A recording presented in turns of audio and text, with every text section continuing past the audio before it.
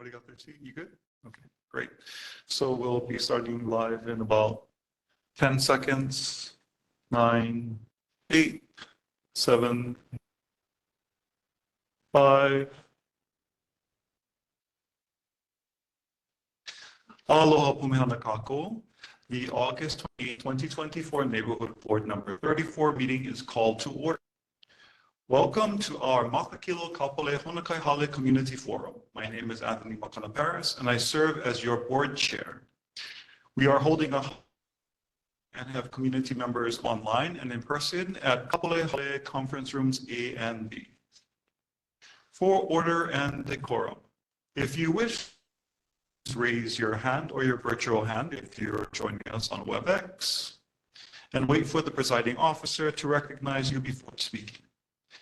When recognized, please introduce yourself and address all your mana'oi comments to the chair. This would work our record keeping, so we don't have to try and track you down via sleuthing with social media, Facebook, Twitter, or call up a friend of yours. So please just tell us your names. Speakers have 3 minutes to comment on any items. Those have been granted 10 minutes, and the presentation materials are provided for in our online Google. Please remember to silence any electronic devices and keep yourself muted if not talking on WebEx. Please remember to state your name again for the record, any comments, questions, or testimony. This is our community forum. Everyone is asked to engage with the spirit of aloha, be free to vigorously debate all of the agenda items, and remember to treat each other with respect, especially when you're passionately advocating. Let's honor each other and keep to the allotted times for speaking so we can collectively finish in a timely manner. Are there any questions on procedure going? So first, I would like to extend my mahalo to our former neighborhood board assistant, Logan Hutchison, for all of his great work. Logan has moved on to a new adventure and chapter in his life, and we will no longer be graced with his presence. But we have with us this evening Curtis Hayashi. So he'll be joining us and helping to support our neighborhood board efforts. Okay. Mahalo and welcome, Curtis, to joining us this evening. With that, could I ask you to please do the roll? Yes, we'll begin the roll. Member Bosler? Member Dudley? Here. Member Ferreira? Present. Member Kahele? Member Khan? Here. Member Lidstone? Member Singleton? Member Ta'ala? And Chair Paris.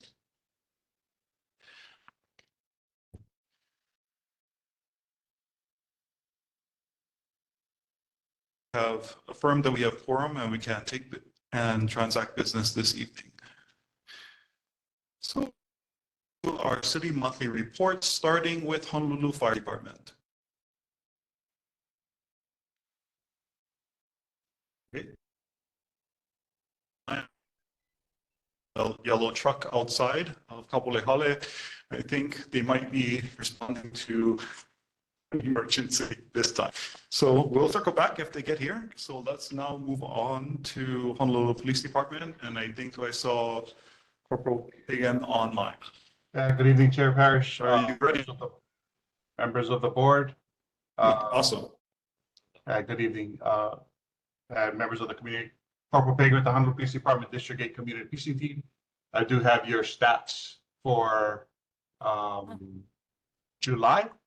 In July, we had 28 motor vehicle thefts, 8 in our area, 18 burglaries, 5 in our area, 174 thefts, 59 in our area, 39 unauthorized entries into a motor vehicle, 17 in our area. There was a total of 6,615 calls for service, 2,180 in our area. The only thing I did want to bring up is that I believe Lieutenant Carrera and Sergeant Morrow is on with us as well. But I believe they had a meeting today that's starting the planning meeting for the Kapolei City Lights. So that's going to be coming up soon. Just prepare for that. And then other than that, I'm open for any comments, questions, or concerns. Mahalo for the report. Are there any question, comments, or concerns from fellow board members? The chair recognizes First Vice Chair Michaela Lindstone. Is this on? I just want to follow you and HPD for being present on Honokai University School. The crosswalk was relocated, and I got so many comments about how the relocation is much safer, and the community is so happy about the relocation of that crosswalk. And having HPD there on the first day of school was really reassuring to parents. Just huge mahalo to you and your crew for being there at Ho'okele Elementary on the first day of school. Mahalo. Yeah, thank you for that. Yeah, my understanding is I guess the traffic light is supposed to be going up pretty soon, according to the principal. So we'll see, and hopefully that'll start alleviating a lot of traffic in the morning. Thank you. Mahalo. Any other questions, comments, or concerns from fellow board members? Okay. Any questions, comments, or concerns for HPD from the community at large, in person or online? Seeing and hearing none, mahalo nui loa for your continued service and excellent engagement at Ho'okele Elementary School. There you go. Now let's turn it over to Board of Water Supply. Welcome.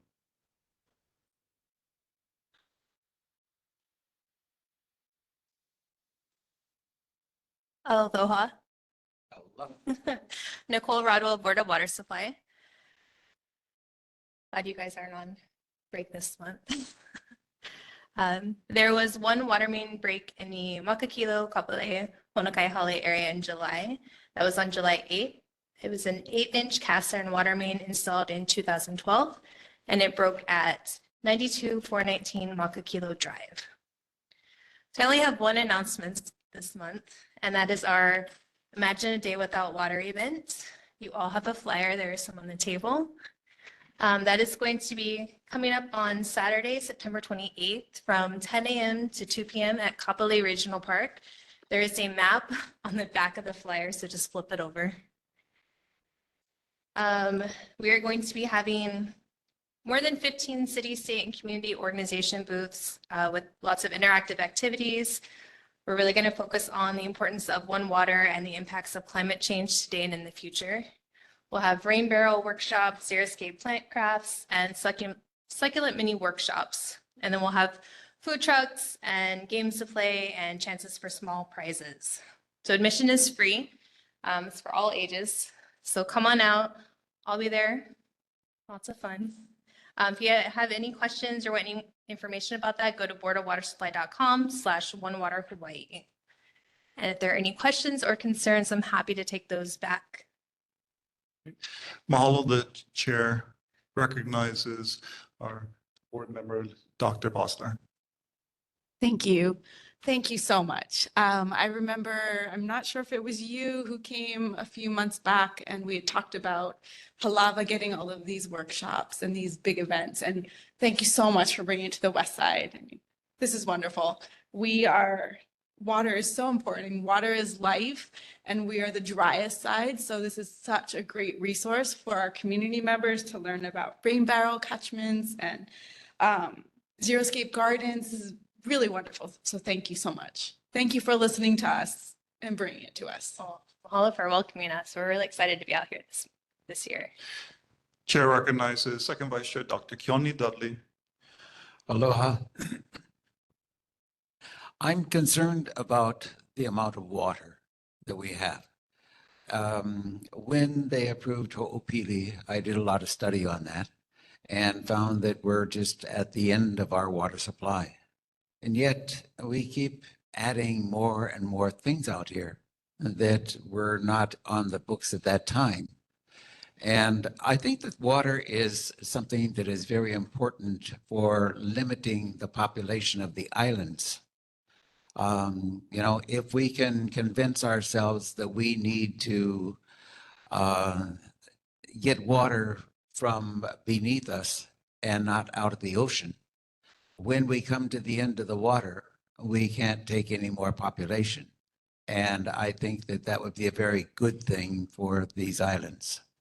So I wonder what's going on with all of these continued developments uh, in the last few years, and where are the plans for the water? And is anybody thinking like me that we don't want to desalinate water? Just like to ask that. I will take this back because I think this deserves a more thorough response than I can give you right now. We are talking about desalination plants right now, so that is in the works. But like I said, your answer deserves a more thorough response. So Thank you. you're welcome. Mahalo. Any other questions, comments, or concerns from fellow board members? Seeing none, any question, comments, or concern from the community at large?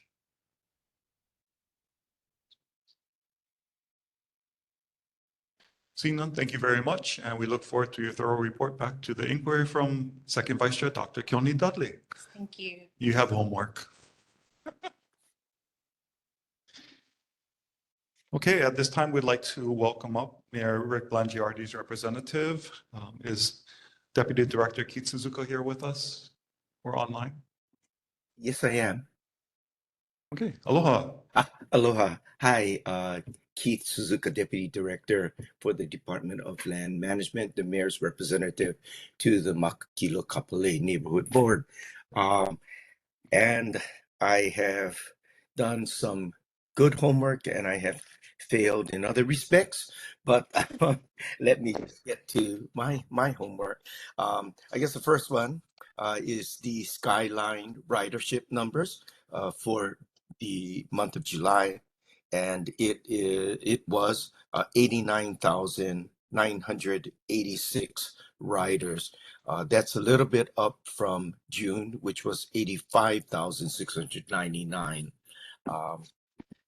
Then moving on to the homework that I was given at the last meeting. And this first homework was actually deferred because the relevant department, the Department of Parks and Recreation, asked for more time. The question that was asked related to the 400 acres that was given by the Navy to the city in Kalailoa. And the question was, what is the condition of the property that was transferred? Are there any stipulations tied to the land transfer, or is the city just grateful to receive it without doing due diligence on the property? The concern that there could be, the concern raised was that there could be unexploded ordnance. The answer that I got from, and this is where I'm going to apologize, it was not adequate. And so anyway, I'll read you the answer, but then I'll read you what I'm planning to respond to the Department of Parks and Recreations with. The response that I got from DPR was on June 12th, the city and county of Honolulu took ownership of 6 parcels, approximately 400 acres of former Navy-owned land at Kalailoa for recreational use, which will be under the jurisdiction of the Department of Parks and Recreation. As new landowners, DPR will be tasked with conducting assessments of the 400 acres to determine the appropriate use of the parcels for recreational use, such as new opportunities like a racetrack, and determining the best path in addressing environmental concerns about cultural and archaeological sites. DPR is committed to provide equitable recreational facilities and activities to residents of the west side of Oahu in comparison to facilities and activities provided to communities located in urban Honolulu. Did not feel that response was responsive to the concerns that I heard at the meeting 2 months ago. And so I'm planning to send the following requests to the Department of Parks and Recreation. DPR's response does not address the concerns of the Kapolei Makakilo Neighborhood Board, to wit, does the city know what the condition of the 400 acres of land is? Does the city know if there are environmental or other issues like unexploded ordinances on the land? Did the city conduct any due diligence of the land, or did the city just accept the land from the Navy? And number three, if there are environmental or other issues with the land, will it be the city's or the Navy's responsibility to clean it up? So that's what I'm proposing to send back, and I apologize that I did not receive what I felt was a responsive response. But unfortunately, we received these responses very late, so it's not worth trying to squeeze an answer out of any department at the last minute. I did want to share, though, there was an article in Hawaii News Now, and it was in June, late June of this year. And in that article, and I directed anyone who has interest to that article, but I'm actually planning to attach this article and ask the department if there are any inaccuracies in it to let me know so that I can report back to the board next month. But it did say in pertinent part, the Navy tried to identify and remediate some risks, but making it usable is up to the city. City Parks Director Laura Thielen said the decision was to get the land so the west side could begin to catch up to the rest of the island's recreational opportunities.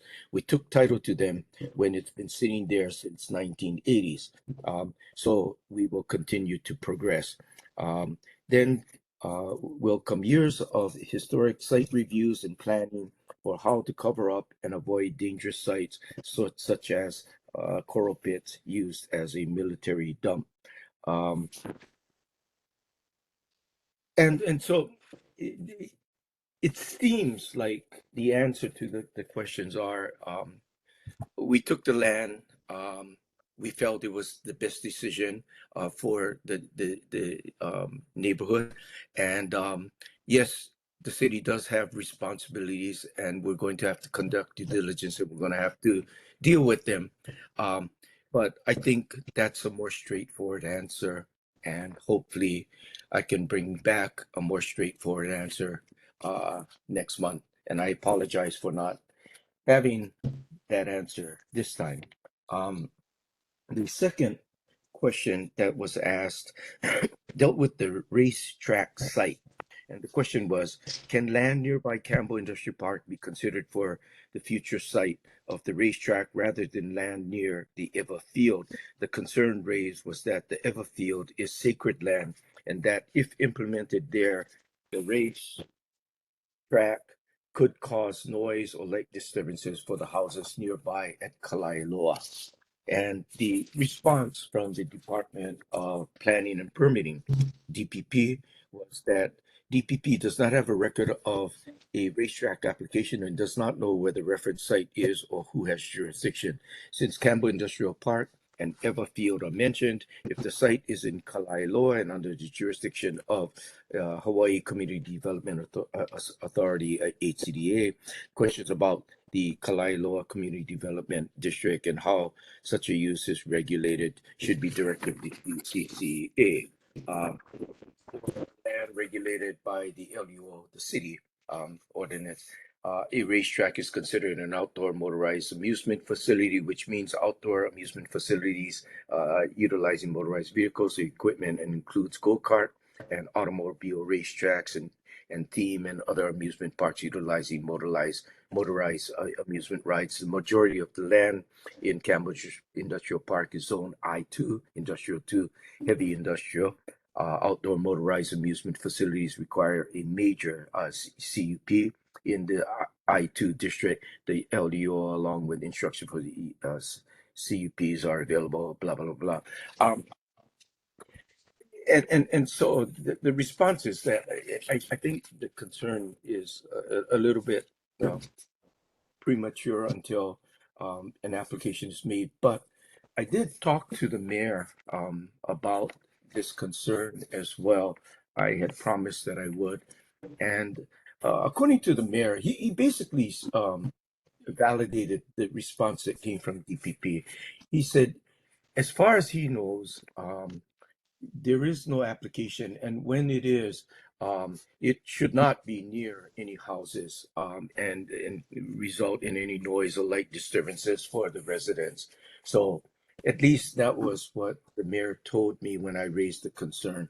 And so I think it's up to all of us to be vigilant in following the racetrack developments. But at this point in time, there's nothing that has been proposed. And so to say that it's going to be too close to residents or other things is probably a little premature at this time. The third assignment I had related to skyline costs. And this was, the question was how many riders are needed each month or in total for Skyline to break even and recoup the money, amount of money it costs to operate. And DTS came back with a response, which I generally support as well. And it said, thank you for your question about our rail service operations. The break-even point for our rail service involves several factors beyond a simple calculation of total ridership divided by cost. While specific monthly rider targets for financial stability, sustainability can vary, it's important to understand that our public transportation system, including the rail service, receives significant federal subsidies to ensure affordability and accessibility for all residents. Our City Council, under Resolution 19-10, has set a fare box recovery target not to exceed 30%. Ensuring that fares remain reasonable while supporting sustainable operations. This approach also supports a multimodal transportation network where passengers can seamlessly transfer between bus and rail, creating an integrated system that enhances convenience and accessibility across our island of Oahu. This integrated system, rather than separate and independent components, is designed to optimize travel efficiency and support economic growth and community connectivity.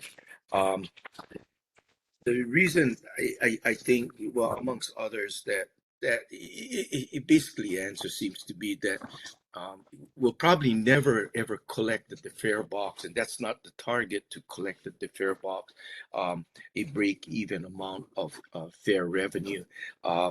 And the analysis of success is somewhat more complicated than just how many riders to break even. I do have an article that very recent, August 21st, where Roger Morton, Roger Morton, basically said a few things. He said, right now we're doing about 250 people per hour.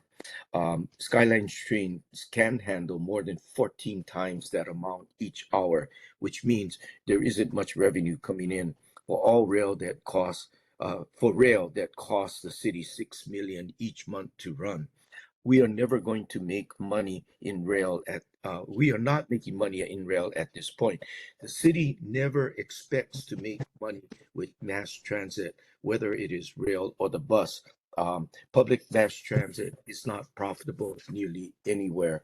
He hopes one day to get 25% of the operating costs returned in revenue, which means that 6 million monthly, for that 6 million monthly cost, the city would have to make 1.5 million in revenue. And so I don't know if the person asked the question is happy with the response or not, but having looked into the matter a little bit, it's not such an easy calculus in my mind. The last homework that I had related to the Holocard, and Chairman Paris, you sort of asked the question. It's been a question or related questions over the last few months, and the question was, is there a different process for replacing a discounted fare Kupuna Holocard and a discounted fare Keiki Holocard? The board was made aware of a Kupuna that was able to get a replacement card at Kapolei Hale, despite this service not being available for Keiki card replacements. DTS's response was, yes, there are different replacement processes for discounted Holo cards. It is highly recommended that Holo customers call blah, blah, blah. It's if a replacement card is needed. And there's a little bit more, but I did call the Holo card help desk and ask them, maybe something got lost in translation, but it seems that at least there's an understanding that one kupuna who was trying to get a lost kupuna discounted fare card replaced seemed to have got that card replaced out in Kapolei Hale, and that's the basis for the question that's being asked. And what the person told me is they couldn't believe that it was a replacement card that was issued at Kapolei Hale because they just simply don't have the staff, the trained staff, or the actual infrastructure, I guess, probably computer programs or whatever, and data access to issue a replacement card. But what the person did tell me is their best guess is that it was not a replacement card that was issued, but the kupuna was asked if he or she would like to get a new card instead, discounted card, and that the person said yes, and that it was a new kupuna discounted card that was issued. The downside, according to the person I spoke to, with getting a discounted, a new discounted kupuna card instead of the replacement, is the data, including your balance on the card, is lost when you do not get a replacement card. But maybe the balance wasn't very much, or maybe the person just thought, you know what, I just want a card. So for whatever reason, that may have been what happened in at Kapolei Hale. I'm sorry, that's about the best answer I can give you. I've done with my homework as best as I can, and I am available for any questions to take back. Mahalo very much for your thorough homework that will now be graded. Chair recognizes board member Dr. Amy Bosler first. Well, the educator, of course, will comment on how well you did your homework. Thank you. That was a very thorough explanation. It definitely is eye-opening and slightly concerning how few riders we have and how much we can handle. Also, knowing that we at best hope to get 25% back, that's really, really eye-opening. So thank you. Any other questions, comments, or concerns regarding the report back from the Office of the Mayor? Chair recognizes First Vice Chair Michaela Lindstone. I'll just share, Director Suzuka, I want to mahalo you for your work with the youth holo card a while ago. One day I will invite her here to share, but she was able to go to the Kalihi station and get her holo card without her parents. Oh, And okay. she was, yes, and it occurred, and she was so grateful and so thankful. And I just want to mahalo you for that. She has her holo card and has been using it to get to school, so mahalo for that. I just want to comment on the 400 acres with DPR. I'm just going to comment on it. And I know Director Suzuka, you have no control over this, but I don't know if anyone with eyes and common sense can see. It's just so strange that DPR would be awarded all of this land when DPR is not stewarding the lands that it has now on the west side well at all. And for Director Thielen to say she's so excited because it catches up the west side, it catches up, the west side can now catch up to the recreational needs of people. I don't understand that at all. I mean, our parks are so short-staffed, there's not enough resources, there's poor morale, there's a declining green canopy, there's dry parks, there's an increasing homeless population, and DPR is gonna get 400 acres of land. I just don't get it, but you don't need to comment on that. I know that you have, that's not under your control. It's just so strange, but mahalo. Any other questions, comments, or concerns from fellow board members? Any questions, comments, or concerns for the office of the mayor from the community at large? Okay, not hearing or seeing any hands virtually person,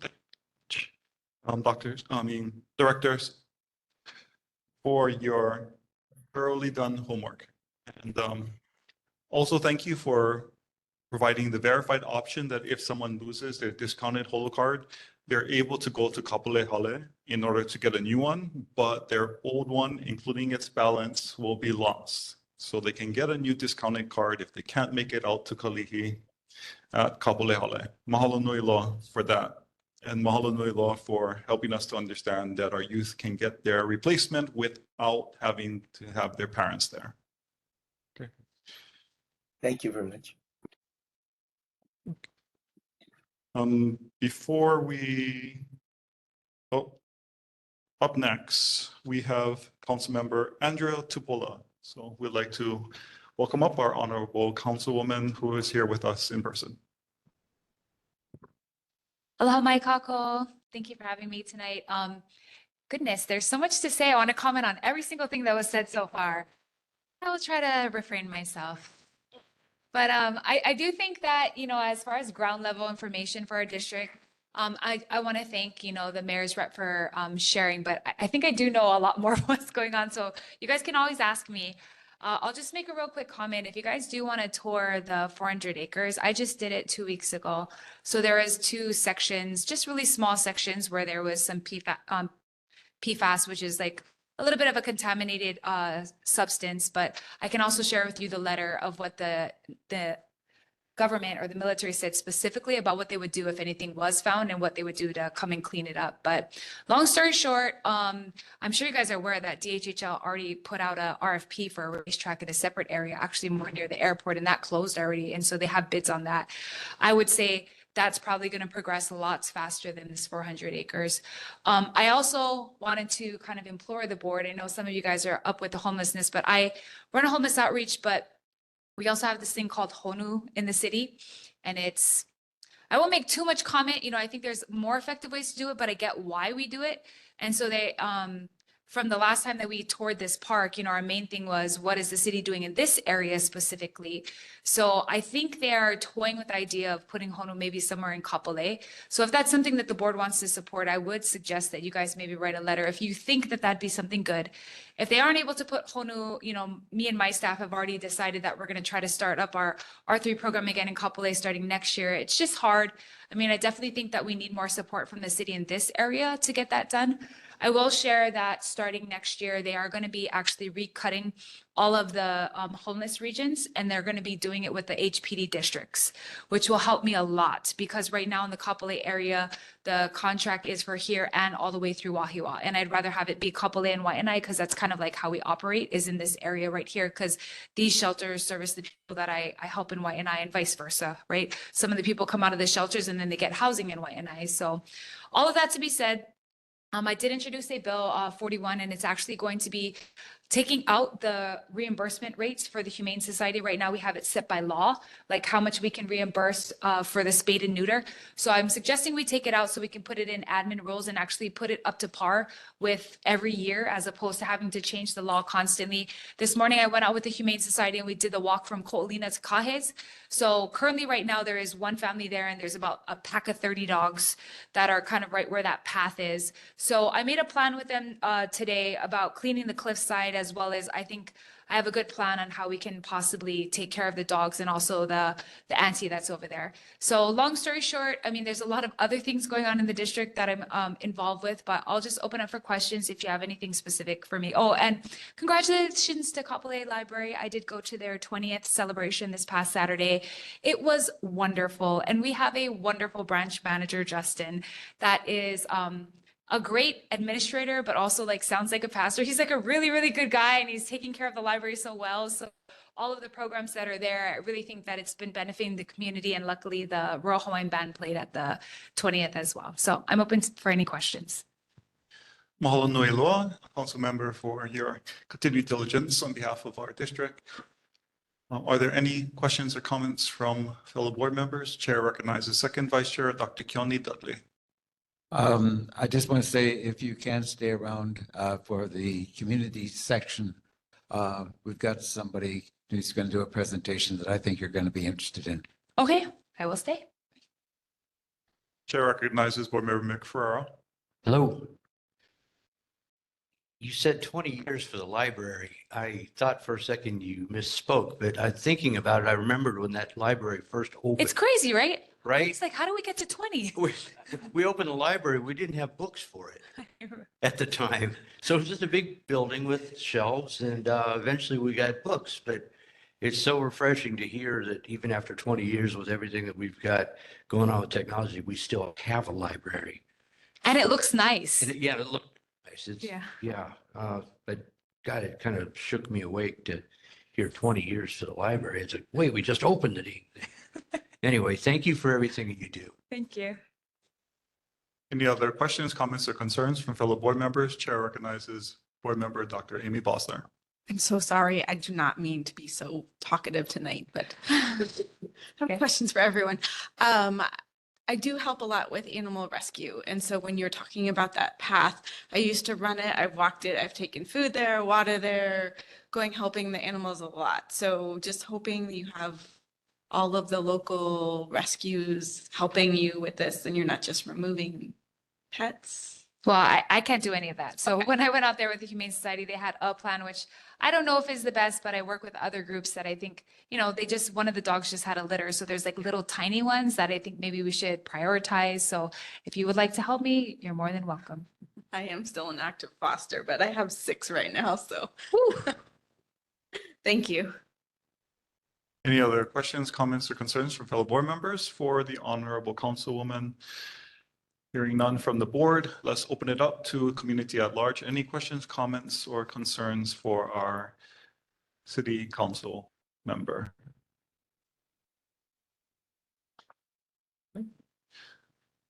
Keep on keeping on, right on. Mahalo nui loa. Now let's invite Uncle Frank and Audio for our OMPO report. Uncle Frank, you online?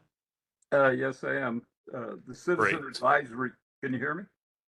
Yep, we hear you. Okay. The Citizen Advisory Committee meeting for August was canceled. Instead, I filled out a survey for the Oahu Regional Transportation Plan 2050 pertaining to its goals and objectives. I also commented online on the 22 August Star Advertiser article about extending the quarry life, that the state and the city and county have no problem extending the quarry life on one side of our hill and the landfill on the other, but will not do anything to complete Makakilo Drive to the H1 Kualakai Parkway interchange. This project has been planned for more than 3 decades and posted in the Transportation for Oahu Plan 2025 in April 2001. In case no one has noticed, we already are in state fiscal year 2025 and will soon be in federal fiscal year 2025. Meanwhile, the 20,000 residents in Makakilo continue to live with a single access to the hill. This is a safety issue as well as one of congestion management. Both criteria would enable federal funding support if the project were restored to the Transportation Improvement Program, the roadway decision-making document from which the drive was pulled a decade ago. One can only guess at the lost time and money and gasoline burned of town-bound commuters from Upper Makakilo since the interchange opened 14 and a half years ago. My comment was followed by one that stated, quote, "I wouldn't get your hopes up anytime soon. Same thing with the leeward coast. They don't care," unquote. I have to agree. Mahalo. Thank you very much for your somber report, but the fight continues to go on for equity and justice for our neighborhood board area for Makakilo Drive extension. Okay, any questions, comments, or concerns for the report by Uncle Frank Canadio on behalf of the board to AMPO?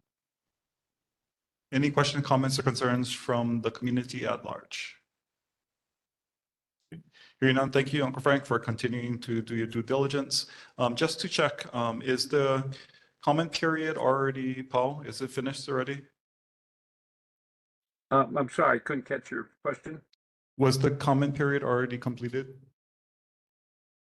Which commentary are you talking about? The comment period for the, Oh, it ended today. Sorry, I should have mentioned that. Ended today, yeah.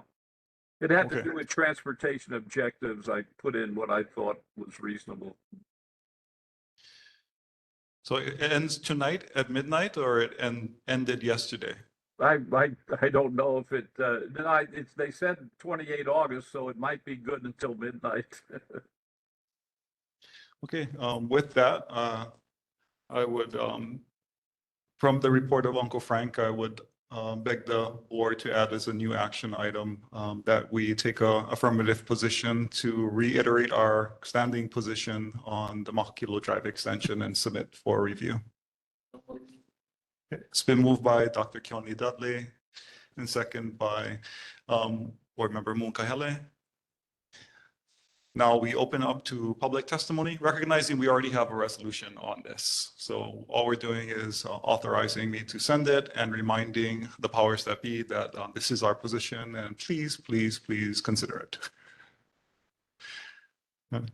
Okay, hearing no one coming up to testify in person or online. Is there any discussion from fellow board members? Chair recognizes Second Vice Chair Dr. Keone Dudley. Mr. Chair, I just want to advise that the comment period probably ends at midnight and you're going to have to act fast to get in there. So please do. So more incentive for us to finish by 10 o'clock.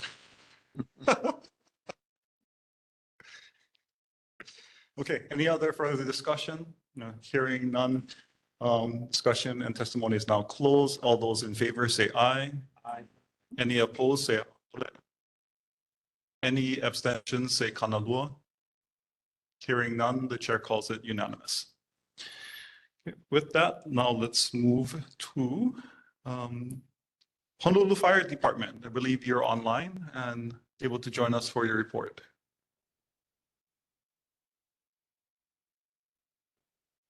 Honolulu Fire Department, are you guys still with us? Okay, not hearing any response from them at this time. Please flag down our neighborhood board assistant via chat and let them know when you're able to, if you want to do the report this evening, and then we'll get you back on the agenda for presentation. So with that, our city monthly reports are finished and we move forward with presentations. Okay, first presentation for this evening is Kapolei Neighborhood Board, Neighborhood Security Watch updates. So at this time, we would invite anyone from any of the Kapolei Neighborhood Security Watches to come and provide updates. So we're trying something new. We're not saying anybody is here from the Neighborhood Security Watch, but because there's been a proliferation of neighborhood security watches, we are asking them to come and provide us information so that they can engage the community present and also our community on Olelo and on WebEx with any information they have. So at this time, we'll invite them up if they're here. Yeah, mahalo. I'm Delta Westcott. I live in Villages of Kapolei, and we have almost, I think, every single village has a neighborhood security watch now. And I'm a captain for the Kumaiki Watch. And we've been seeing quite a bit of graffiti, but as far as criminal activity, not too much, though we do get reports from other areas in the village that show that there is some activity going on. But hopefully with more people walking around and we wear our yellow shirts once a month, and maybe that will help things. I think having it reactivated has made a big difference. I'm hoping that we'll get a little more community people joining. I mean, we had a lot initially, and then we are down to about 5 now in our area. But hopefully it'll improve. That's about all I have to say, really. Thank you for coming and presenting to us, and thank you for doing your civic duty and neighborly aloha and malama by walking around and being present in our communities. So what the neighborhood board will try to do is work with the neighborhood security watches across our district and provide their contact informations in our Google Drive so that people that are interested can have a central place to just see and look up where's the closest one, if there's one in your neighborhood, and that you can go and join and walk around with others, get to know your neighbors and be present. And okay, mahalo nui loa for coming and joining us this evening.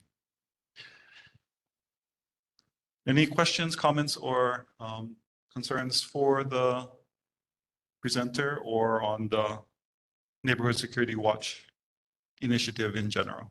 Chair recognizes first Vice Chair Makakilo Linstone. Mahalo, Delta. I haven't heard of the Kapolei Neighborhood Security Watch. I've heard of the Kanehili one. Do you collaborate with the Kanehili Neighborhood Watch with Jody Akau folks? That's on the. Yeah. And then the Kapolei Neighborhood Security Watch, what area does that cover?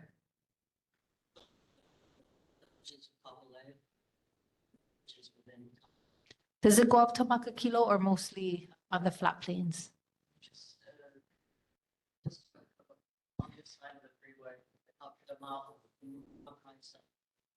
Awesome. Mahalo. I'll try to get the word out to get more members. Mahalo. Awesome. What's up, brother? Come.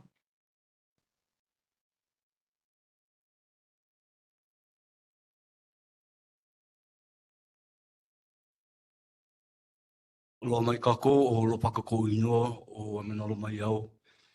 I've been living out this side for about going on like 4 years. It's just a transformation of life-changing situations. Yeah. Today I'm also a peer mentor at the Leeward Community College, and so Jody Akal, that's my cousin, and then so I just came from Ivalani's house. And we just recently moved from a Sing Park out at Westlock Modulars to Copel. And I'm very vigilant when it comes to security watch. I started Kupono housing, and where the homeless was coming out to the modulars, and you know what I mean. So kind of educate them on a criminal's point of view. Yeah. And so the thing is that now that I'm out at Copel, and I went to talk to my cousin Ivalani, and let's get this thing going. You know what I mean? The thing is that this is a mindset that I know criminal activities. I did 27 straight years in prison. Did the whole gang life.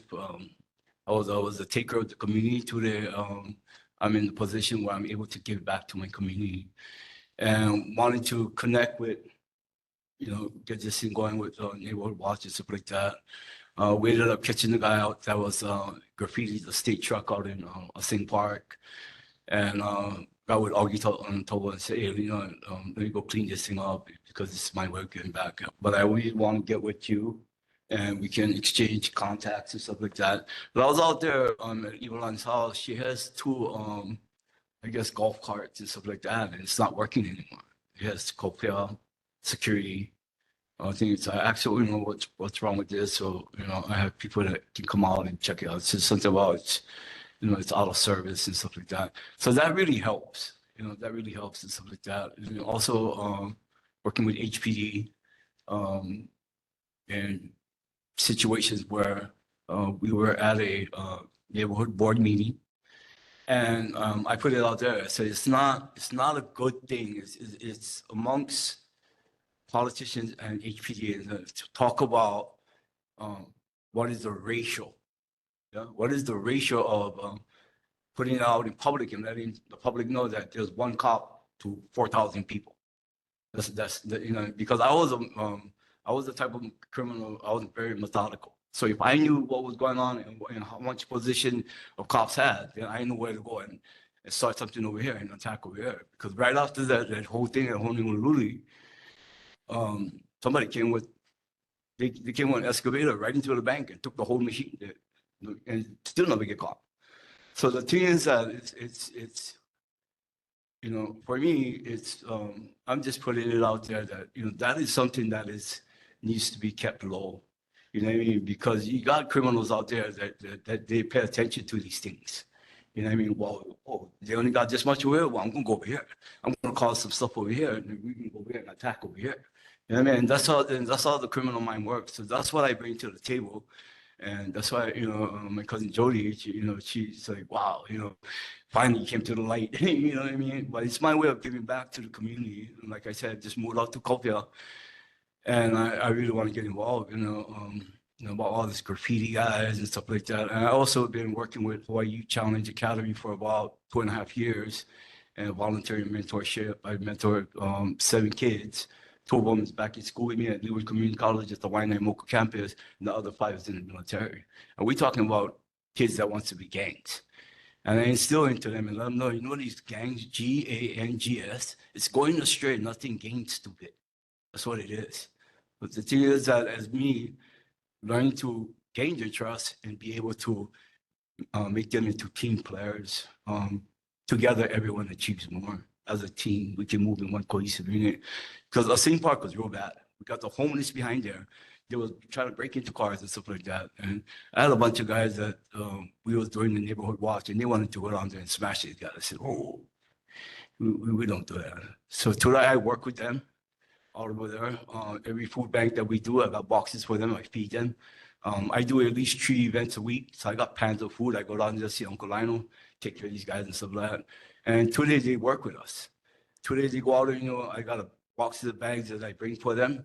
And I say, you know what, you guys go into the rubbish cans and bring all this stuff out there. At the same time, they're bagging up. So sitting and counting, all they're doing is they didn't even have to change the rubbish can. They're coming out and just picking up the rubbish. So it's just part of our working with the community. And it's not going against, going with violence and we're going to smash this guy and all this kind of stuff like that. So it's just educational wise. But like I said, I would like to get with you after. I also have a bunch of other ex-cons that is school with me. And, everybody just kind of like how you do it. Come from the gang life. I've been a gang member for 22 years. Tried to get out in Victorville, got stabbed 17 times. Incarceration, came out of addiction, homelessness. And they want to know, how you holding a 4.0 GPA? Only God. Only God can, But I would like to get involved with this whole community thing and just be able to give back to my community. But today I just consider, I'm from the east side, Kolaupoko, Keawe, but this is where my family is at, this is where my kids are at, and I would like to just be able to give back. And my partner, Diamond Garcia out there, and love what he's doing, and just following his lead, him and Ogi Talbot. But thank you for the opportunity. Okay. Mahalo nui loa for your service to our community, the give back, your mentorship, and just being someone that wants to say, how can we make it better, right? And inviting our community members wherever they're at to help make it better. Okay. Chair recognizes Corporal Pagan at this time. Hi, thank you, Chair. I just wanted to mention that, like Mikiala asked about the Neighborhood Security Watch, with the help of Crystal Germano from VOK, we were actually able to get quite a bit of different communities involved in getting Neighborhood Security Watches started. We do have some up in Makakilo as well. So we do have them throughout our area here.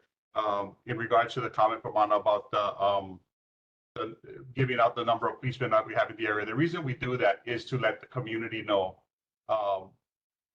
what they need to know about where the policemen are. You know, we understand that, you know, some people may use that to their advantage with other things, but, you know, our biggest concern is letting the community know that, you know, we do need your help. We do need your assistance in reporting, watching, and being vigilant to help report these crimes and stuff like that. So that is one of the reasons why we do share that information. So I just wanted to say that, and thank you. Mahalo, Corporal Pagan, for the work that HPD does with our neighborhood security watches. Any other member of the security watch wants to come up at the time to provide an update, introduce themselves, give a shout out to people that are doing good work in the community? The chair recognizes First Vice Chair Michaela Lindstone. I'm just amazed, Chair. I didn't realize we had so many neighborhood watches. I only knew the Kanehili Neighborhood Watch. I just learned of the Kapolei Neighborhood Watch, and from what Corporal Pagan said, there's others. That's just incredible. Wow, because crime is on all of our minds. If there is anything that we can do, like if there is a meeting or anything that we can be a part of, I would very much like to be there. If there's more information, any kind of streamlining of all information, I would like to very much be a part of it. And just like from the bottom and deepest part of my heart, mahalo. Thanks, Vicky. I have your email, so I'll give you I'll send you some of the dates that our officers actually meet with some of the different communities. And then if you want to show up and meet with them and see how they run their operation and stuff like that. So we'll let you know. Thank you.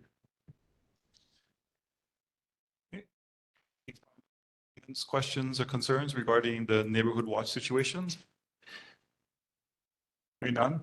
Want to echo and amplify the First Vice Chair and mahalo nui loa to team members who are stepping up, especially during this time in which crime is on the rise in our midst, and recognizing that this is our communities and these are our neighbors and these are our young people. So if we do not actually intervene and help them, steer them towards a better life, then they will become a problem for all of us as they get older. So we have a choice, and hopefully our choice is one with aloha and help our community members to do better and be better. Thank you everyone for that. And now let's move on to our next presentation this evening on the Kapolei City Lights, and welcome Department of Parks and Recreation. You already got a pre-introduction from Corporal Pagan during the HPD report saying that you guys are coming on soon. All right, aloha mai kako. My name is Samantha Sun, and I'm with the Department of Parks and Recreation. And like Corporal Pagan said, we're in the planning stages of Kapolei City Lights. Right now for you, we have that the date for the opening ceremonies and the block party and parade will be Saturday, November 30th, 2024. And the parade will start at 6 p.m. from Fort Barrett and headed to here at Kapolei Hale, and we'll end at Kama'aha. And the block party is from 5 to 9 p.m. in the surrounding areas of Kapolei Hale. I had submitted a PowerPoint, but if you guys got the information, if not, oh, there we go, there he is. Okay, so basically the same stuff I just mentioned is on the first page. Second page is actually the parade route. So as you can see, it starts off at Fort Barrett and heads over to and terminates at Kama'aha Avenue. So it's the same as it's been in previous years. We're not changing anything there. Let's see. The next slide is our block party layout. It's again in the surrounding areas of Kapolei Hale. It's again, pretty much the same thing. We are having a call for vendors. So if anybody's interested, please check our website, honoluluparks.com, to see when our applications come out. They should be soon. So we'd love to see our local businesses come and apply for a space at the block party. Our next slide is actually our outreach letter, which will be going out soon, within the next few weeks, I believe. We plan to do outreach to the community and everybody's that's going to be impacted by any road closures or yeah, basically the road closures in the area. So we just wanted to reach out, and then we'll also have a period for feedback, so they can contact us to let us know if there's anything. Also on the next slide, this is our traffic alert. So these are all the roads that will be closed and what times they'll be closed. So these will be going out along with the public outreach. They'll probably also be available on our website as well, but you can always contact anybody at the Department of Parks and Recreation, and they'll refer you to somebody who can help you if you have any questions. And at the end is our bit.ly. So we have bit.ly, Kapolei City Lights, all info that we have here will be there. And then Marcy Kono, who is with us today, she's spearheading the effort for Kapolei City Lights this year, and she'd also like to present along with Mike Gangloff.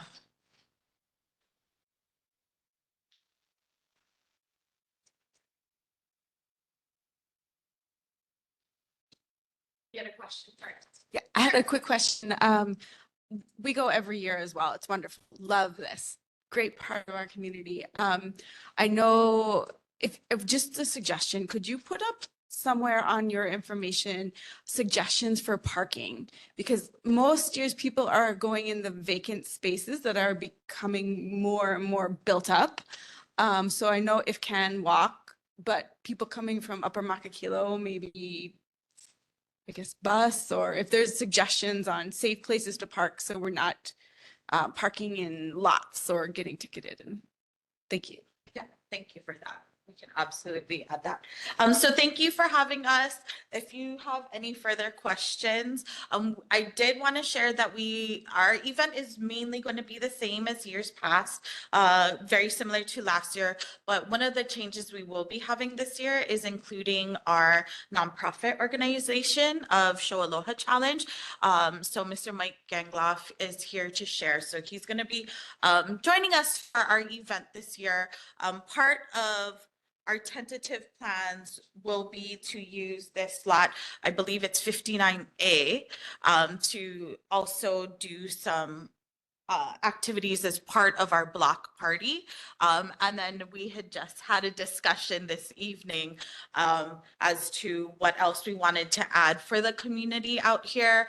And part of that discussion was doing some lights on Kapolei Parkway. So I will let Mike, go ahead and take away the mic for that. Thank you, Marcy. Thank you, Chair. Thank you, Board. My name is Michael Gangloff. I'm the founder of Show Aloha Challenge. If anyone is familiar with the Christmas light show at Aloha Stadium, that's my event that I put on every year. My intentions this year is to pair up with the city of Honolulu and the city of Kapolei and give my lights for free. So my intentions is to set up in as much spaces as possible. And when I'm looking at Kapolei City Lights, my vision to start off with this first year would be taking the island areas of Kapolei Parkway. I would be putting my trees, my motifs, and figuring out how I can put my tunnel in there. Has anyone on the board taken their kids or been to my show? Yes, yeah. Thank you. I wish all you guys would have come. It's real awesome. But then we want to do that. I started Show Aloha Challenge when COVID came. We kept 80 restaurants busy. We bought $1.4 million of food. We delivered 2,500 meals every day with 250 drivers to our kupuna at home so they wouldn't be at risk. We gave around 8 million pounds of food in our food drives, farmer to family food boxes. We did a lot. And then it turned around when the city was going to shut down Honolulu City Lights. I decided to take all my savings and buy Christmas lights. And that's how we started off. I always wanted to give it to the people for free. So now we'll be able to, when everything is back opened up, I talked to the mayor and we look positive to doing that. So I'm here to first ask you guys, do you have any issues or concerns with me putting up these lights in the areas? before I go to management services and then get their approval, which I've already had a verbal approval from them. But I would like to follow the same path as the parade is, and then the people can have it. So the moment sun goes down, lights go on, and 10 o'clock, we'll put timers on and turn off the lights. So every single night for 30 days, the lights will go on until the New Year's. So the reason why it got pushed to November 30th is because I asked Mr. Mayor if we could, because there's no sense in me setting up lights and nobody can enjoy them. So that's why we're starting the lights on the 30th, which in front of Kapolei, if you guys see my 50-foot mega tree, we are planning on putting that right in front of Kapolei Hale outside. So it'll, and then lighting up the trees and doing a whole bunch of other stuff with it and bring a little bit of joy in December for our West Side beautiful people. Does anyone have any questions or concerns for me before I go through approval process? Board members, any questions or concerns about bringing some joy to the West Side through lights? Chair recognizes member Dr. Amy Bosler. I love it. We were stationed briefly in San Antonio, and so the entire Riverwalk from Thanksgiving through the New Year's is lit up, and it's beautiful. So thank you for bringing this to us. And wondering the route you're going to take. I'm thinking that that road is fairly busy, so I'm hoping that there's a safe place that people can walk to enjoy. I'm wondering, there's the path behind like Costco and then behind those houses. Wondering if maybe you could see about getting approval even for back in that area, because that would be a safe mile of walking space. Just a suggestion. You can definitely look into that. We're open to all ideas. 2 are better than 4, 4 better than 8, blah, blah, blah. Yes, I love it. Yes. Any other questions, concerns, or comments? Yep. Awesome. It seems like you have tacit approval. Okay. Anyone have objection from bringing joy through lights? Speak now, forever hold your peace. Hearing none, unanimous consent. Okay, you got our blessings. Looking forward to bringing a lot. Thanks, guys. Appreciate it. Have a great evening. Did anyone want to actually testify on that?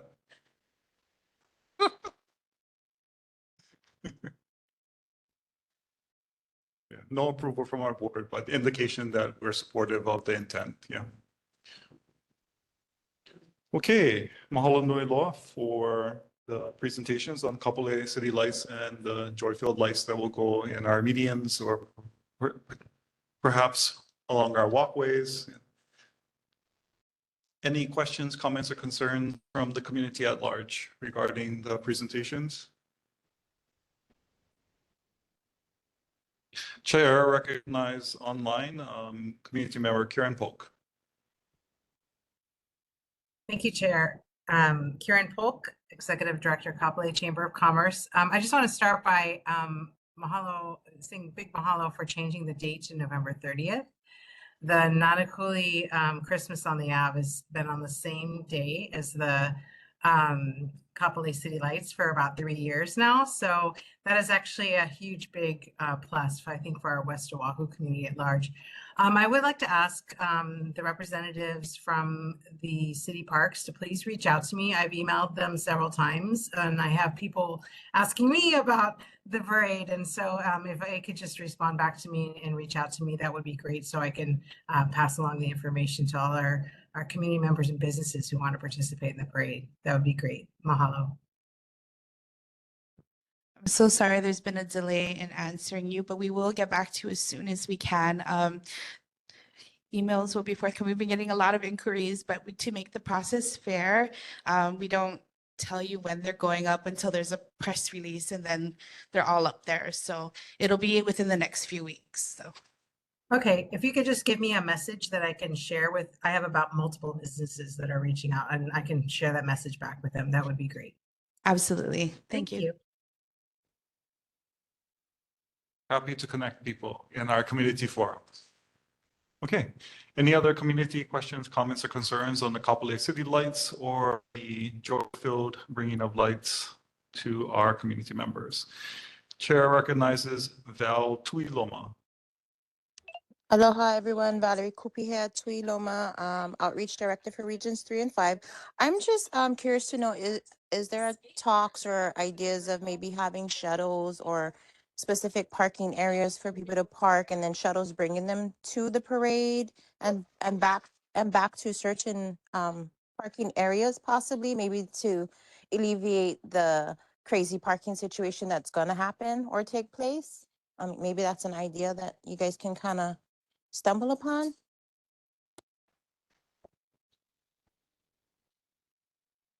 Hi, Mike Gangloff here again. I can talk to the trolley service people I've used before, and then see if they can give me a good discount for it, and my nonprofit can take care of that if we can find a park outside. And what we did on our shows is they would light up the trolleys too and bring them in. So it's like an experience and it's not just that. So I'll look into that and get back to the powers that be. Awesome. For our nonprofit partner willing to potentially bring in some trolley action for us to enjoy like the experience from, say, your local library or your local elementary school or the community park and get down to Kapolei Center. Yeah, awesome. Anyone else have a wonderful ideas that you would like to ask and well wishes that you want to give regarding Kapolei City Lights? Chair recognizes Board Member Hale. Thank you, brother, for your spirit of law. You gonna have any music, timed light show, and you know what I'm saying. Everything's timed with the music, so it makes it a little bit more special. Thank you. Yes, all of my trees, my tunnels run off of computers. I run about around 500 computers for my show, and in the stadium, I would run miles of fiber optic cables. The thing is with the Cat 5 cable, once I go 300 feet, the lag, the first tree to the last tree. So we had to run fiber. I would run about 3 miles of fiber optic too. The first year might be a little bit tough to take it from 0 to 100 because I already have 4 years of experience at the stadium and very comfortable there. But music, yes. So the mega tree here would have music in it. We pick upbeat Christmas music. We'll play it at a decibel level that it's not above 86 within 300 feet, whatever the noise variance is. And then right at 10 o'clock, we have to shut it down. What was the problems that we had in our show with the music was the bass. The bass would carry, but the music wouldn't. So all people would hear just, they would just hear the bump. So once we realized that, we turned the treble up, we brought the bass down, and then we prevented that. So it's kind of the same thing we're going to incorporate here because people around, especially in the towers, would hear that bass. But music and lights is wonderful. I intend to make it as loud and as respectful as possible.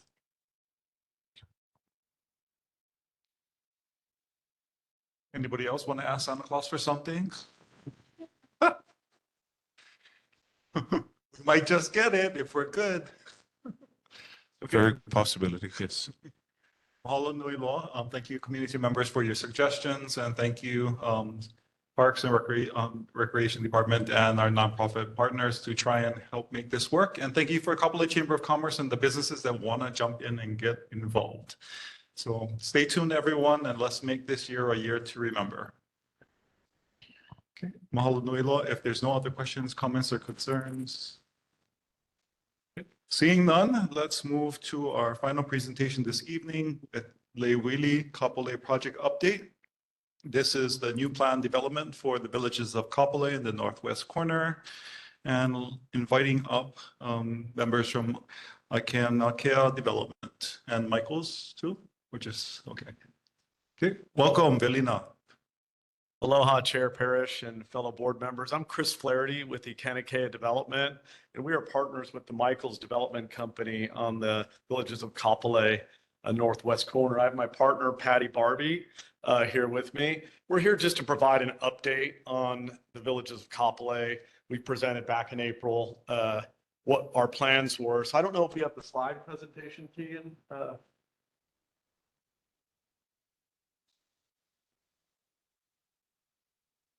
It's a brief presentation, just updating everyone on our status and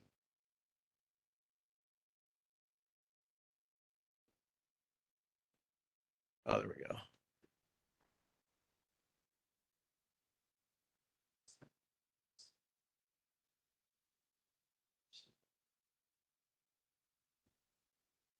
And I'll just say next slide, I guess. Does that work?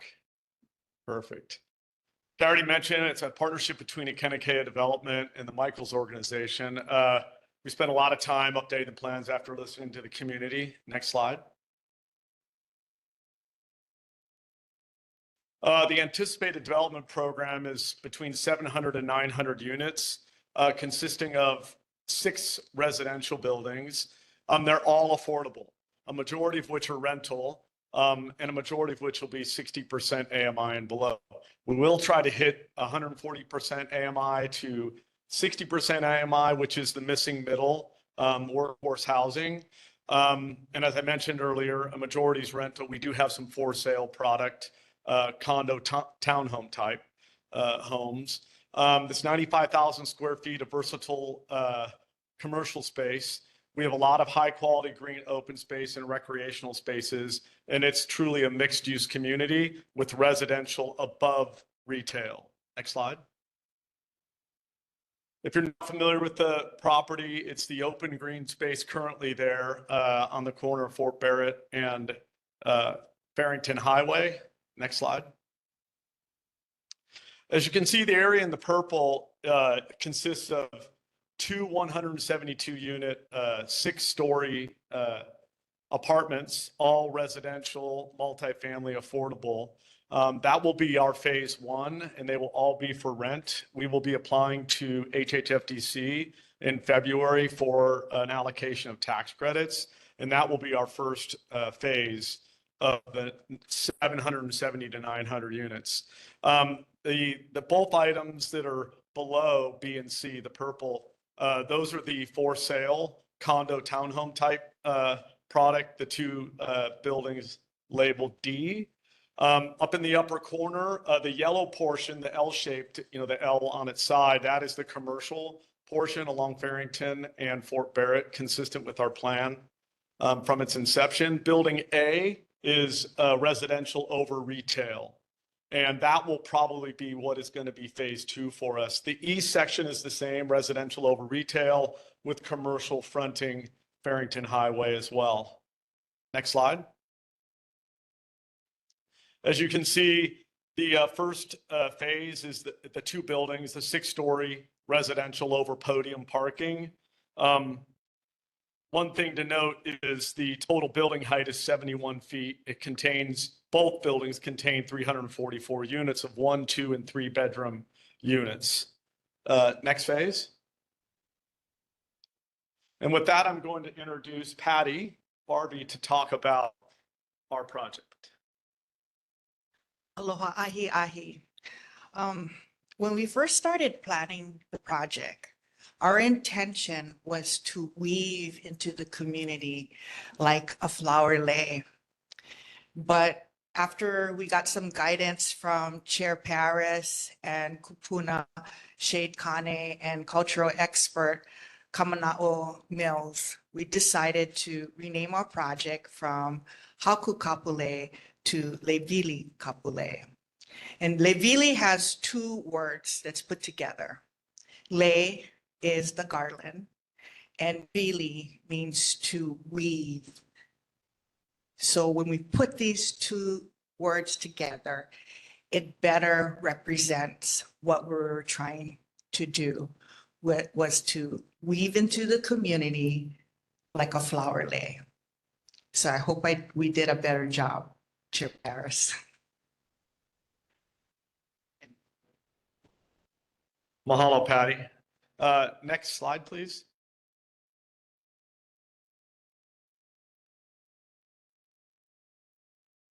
So So one of the things that we had heard from the community, obviously, and we were concerned as well, was about the traffic. So we went back to the original traffic report, and we recently completed a new traffic report based on our current proposed plans. The prior traffic report was completed in 2022. The new study assumed a maximum build out of 900 residential units and 95,000 square feet of commercial space. As I mentioned just a second ago, the previous traffic report assumed 800 units and 50,000 square feet of commercial space. The driveway access were the same as they are currently, and the completion date anticipated for the original traffic report was 2028. Our current traffic report contemplates a completion date in 2030. One of the differences that we noted in the traffic report between 2022 and 2024, based on our concept plans, that there were 1,215 to 1,270 parking stalls anticipated on our project that weren't contemplated on the original traffic report. So that was a significant impact. Next slide, please.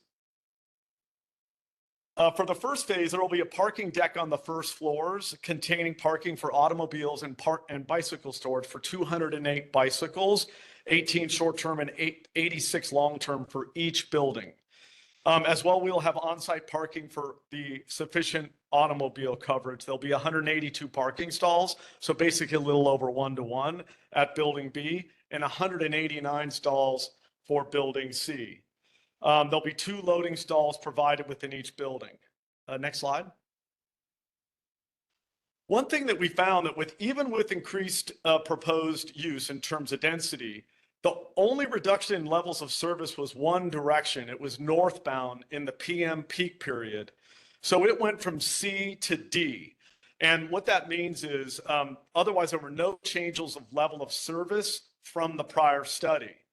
D is still considered stable flow according to the AASHTO standards. So that was the only reduction in levels of service that we noted. What was important to recognize is the updated study actually showed some improvement. The updated report also noted that comparison of historical traffic data collected on Fort Barrett and Farrington intersection indicates that the current traffic volumes are slightly less than previous years and may be attributed to ongoing roadway improvements within Kapolei, providing alternative routes and thereby resulting in slightly better levels of service. So we found that to be promising in the new traffic report. There's also other regional road improvements that may help to mitigate the current and future traffic concerns that are being contemplated within the state. Next slide, please. The multiple access points diversify the available routes for site-generated vehicles to access the project site and thereby dispensing traffic demands along the adjacent roadways. The anticipated restrictions to turning movements for the driveways and the placement of that access midway along the project frontage are expected to minimize the impact of vehicles accessing the project site at that location. Next slide, please. One thing to note, and I think to really emphasize on, is the project is 100% completely affordable. And we had mentioned earlier that a majority of the units will be 60% AMI and below. It's important to note that we will have for sale units as well, and those will be catering from the 30% all the way to 140%. So workforce housing down to much needed, deeply targeted income levels. In 2024, those ranges for rent, I'll just talk to the rent component right now, range from $783 to $1,566 for one bed, depending on your income level, $939 to $1,879 for two bed, depending on your income level, and then $1,086 to $2,169 for three bed, depending on your income level. One thing to really note, and it's important to note, is you'll see this affordability pricing is set by the federal government, HUD, and the state HHFDC. And I mentioned earlier, all the future phases are planned as all affordable, and they will consist of low-income housing and workforce housing. Next slide, please. One thing to really note is the infrastructure. The current infrastructure is existing on all sides of the project site, offering sewer connection from Fort Barrett Road. So if you go to the next slide, you can see the civil plan. I know it's difficult to see, but all the services are right there surrounding the project. If you go to the next slide. One of the things that we want to really note is the first phase, which are the two buildings consisting of the 272 unit buildings, includes a large shared open lawn space. Next slide, please. One thing that we found that the flooding, according to FEMA's flood insurance rate map, it's in a zone D, which is defined as area in which flood hazards are undetermined but possible. The project will include water conservation, landscaping, appliances, and fixtures. The site will be required to meet city and state drainage standards and best management practices. The project will connect to the villages of Kapolei non-potable water system constructed by the state and primarily used for irrigation. And I promised Chair Parrish that I would also include a system of catching rainwater and putting that underground, and I will keep that promise to him. We've also talked with the Department of Education, and we have found that we believe that the coordinated, construction of this development will provide future residents a place to live and attracting more teachers.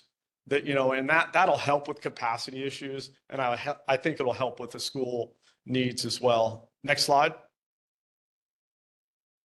Once again, we're here for informational purposes only, and we just want to continue to be communicative and listen. And hopefully that we have been listening. We went out. We were concerned about the traffic because I know was a major issue previously. We were pleased to find that the results were actually more favorable than I think we all anticipated.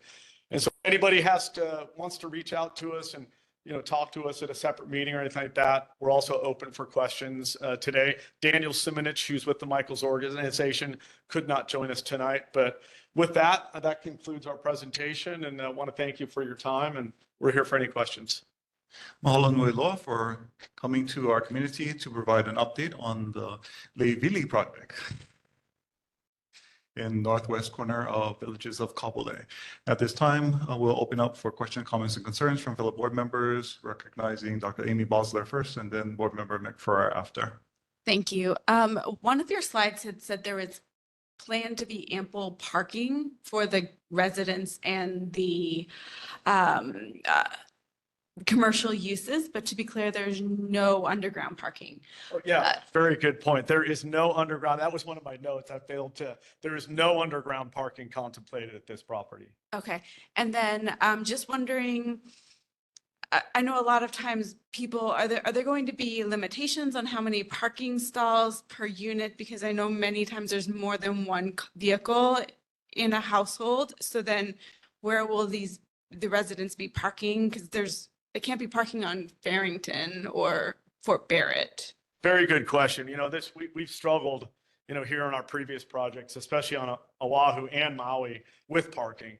And a lot of times, I think we all want to see less parking, want to see the use of maybe bicycles, transit. And so we've struggled. And a lot of times, even our investors are like, hey, no, you need to have more than one parking stall. We did a project most recently over in Mo'ili'ili where we did a kapuna project right off of King Street behind the library. I think I mentioned it previously, where we parked, it's a kapuna project, mind you, and we parked 1/3 car to one unit. And it was problematic. We were thinking, hey, there's a lot of services around there. So in this instance, we decided to go a little over 1 car to 1 unit. And it's just going to have to be one of those things where 1 unit gets 1 car. And now on the for sale product, we're contemplating going 1.5 cars to 1 unit. I mean, these are, we're hoping that we see change with ride sharing, with, bicycle usage, and, hopefully it's tough, but I know the parking, always offsite parking is a challenge, but we're trying to be mindful of what does the market demand? What would the city and state like to see, which is always less parking. And so it's a balancing act, but it's 1-to-1 assigned. So it went, and the interesting thing, because there are commercial uses there, we're very strict on, if there's residential cars parked in the commercial spaces, that can cause a challenge for the commercial spaces as well. Board Member Mick Farrar. Hi, we've discussed this before, and when we met with the mayor, they weren't even aware that this was going in. And I guess it's far enough out into the future that you're going to need the Makakilo exit up the road quite a ways, because the Makakilo residents that I've spoken to about the project, that off-ramp is not going to be able to handle both the traffic of people getting off to go to Makakilo and people getting off to go towards your project. And I think it's a terrible idea because we are a bedroom community. We're several miles away from work centers, so that the people that are going to be living in these units are going to have more than one car. It's a given. You go down to Lower Makakilo and you've got 2-bedroom houses and things like that, and just lined up down the street with cars. So it's not necessarily a walking and bicycling and type of community where we are. And most people will commute to town. I commute from Makakilo to the Capitol every day. That's where I work. And I could see the studies that you've got for traffic movement of residents, but then there's another 2,600 car trips a day for service providers, people going in and out, deliveries, pickups, garbage, things like that. And with the amount of traffic that's there now is almost at gridlock stage during certain parts of the day. It would be imperative, and we let the mayor know this, that Makakilo Drive exit would have to go in. We would have to take some of the load off of the Kapolei exit because it just won't do it. You'll have traffic backed up onto the freeway. Leaving that development and getting on the freeway on that single lane on-ramp going towards town would most definitely probably need to be widened. But if this project's that far off in the future, I don't see it breaking ground until we get the Makakilo exit and the Makakilo Drive completion. It just isn't going to happen. And I don't think the residents in this area are going to let it happen because we're already drowning in traffic at that intersection as it is. Getting off the freeway, there's enough people that are getting off and lining up, trying to get onto Makakilo Drive that can't. Take that and double it with the project you got going down on that corner. And hopefully maybe there's some sort of plan in action to be able to complete the Makakilo exit. It's a mile down the road. Everybody gets off of Makakilo, avoids that area. Then you got plenty of space for the Kapolei exit. It seems like our particular area seems to get dumped on with everything, whether it's solar farms. Now we're getting all kinds of infill housing. I thought Kapolei Lofts was supposed to be affordable housing when they first approached us, and I don't see anything there that's less than $3,800 a month, right? And it always comes with, giving us rainbows and unicorns, and then when the reality hits, you're not going to be able to have a development like that and expect people to have like one car. It just doesn't do that. Maybe downtown, maybe in Mo'iliili, where people are right up the street from where they work, but we're what we would consider a bedroom community. We don't have a employment center with the exception of maybe Campbell, and then a lot of those folks live out on the West Coast. But I'm thinking optimistically that if you're breaking ground that far ahead, that maybe we can get you to advocate for the Makakilo exit, because otherwise I don't know of anybody in my neighborhood or anybody in this end of town who's going to support it. You can go ahead and push it through all you want. We're planning on meeting with the governor because it's a state project, obviously. And we thought we had all of our density and everything collected down at Ho'opili, and that would keep, everything from, soaking in to the area that we shop at and that we have to get off the freeway at Kapolei Makakilo. Like I said, the Makakilo completion was supposed to have been done, 30 years ago, and they keep pushing it ahead and pushing it ahead. Well, now we've gotten to the point where we've got a high density housing development, and we finally have a say in being able to say, no, it ain't going to happen because we just don't have the infrastructure. And without the infrastructure, we can't have more density. We can't have more housing. I don't care how affordable it is. Make it affordable and build it in Mililani. You know, that's always good, but we're getting so crammed up here with traffic, and then with Campbell's traffic, and them expanding, that you got the daytime people coming out to work. We just don't have the room for it. And I am hoping that these things can change before you break ground, because otherwise, if we don't have the Makakilo exit and the Makakilo Drive completion, there's just going to be no way that it can go in. So that might be something you take up with the state and say, hey, we got told by the neighborhood board that there's supposed to be an off-ramp and an exit here at North-South Road or Kuakini Parkway, and it's not there. And how are we supposed to build this if the residents there aren't going to stand for it if we don't get the Makakilo exit? That's something that if we don't have the infrastructure, then we can't infill build anything. And that's been our position, and it's something that we're pushing, and the residents are starting to take notice now too, and hearing about it. And it's just something that, you know, we keep getting pushed on for everything from, like I said, the solar farms to everything else. And, you know, at some point in time, we've got the quarry who's going to get another 15 years, and they're, you know, totally desecrating the INA. And they've Fellow been board member, you're reaching your 3 minutes. okay. They've Sorry been about your good phone. neighbors, but this is something that I think at the current time, with what we've got, that we're going to have to get the infrastructure, meaning the road exit to Makakilo, completed before we'll even take a look at supporting a project like this that large on that street corner. Thank you. Mahalo, fellow board member, for raising the concerns our community members have been talking about for like the last few years.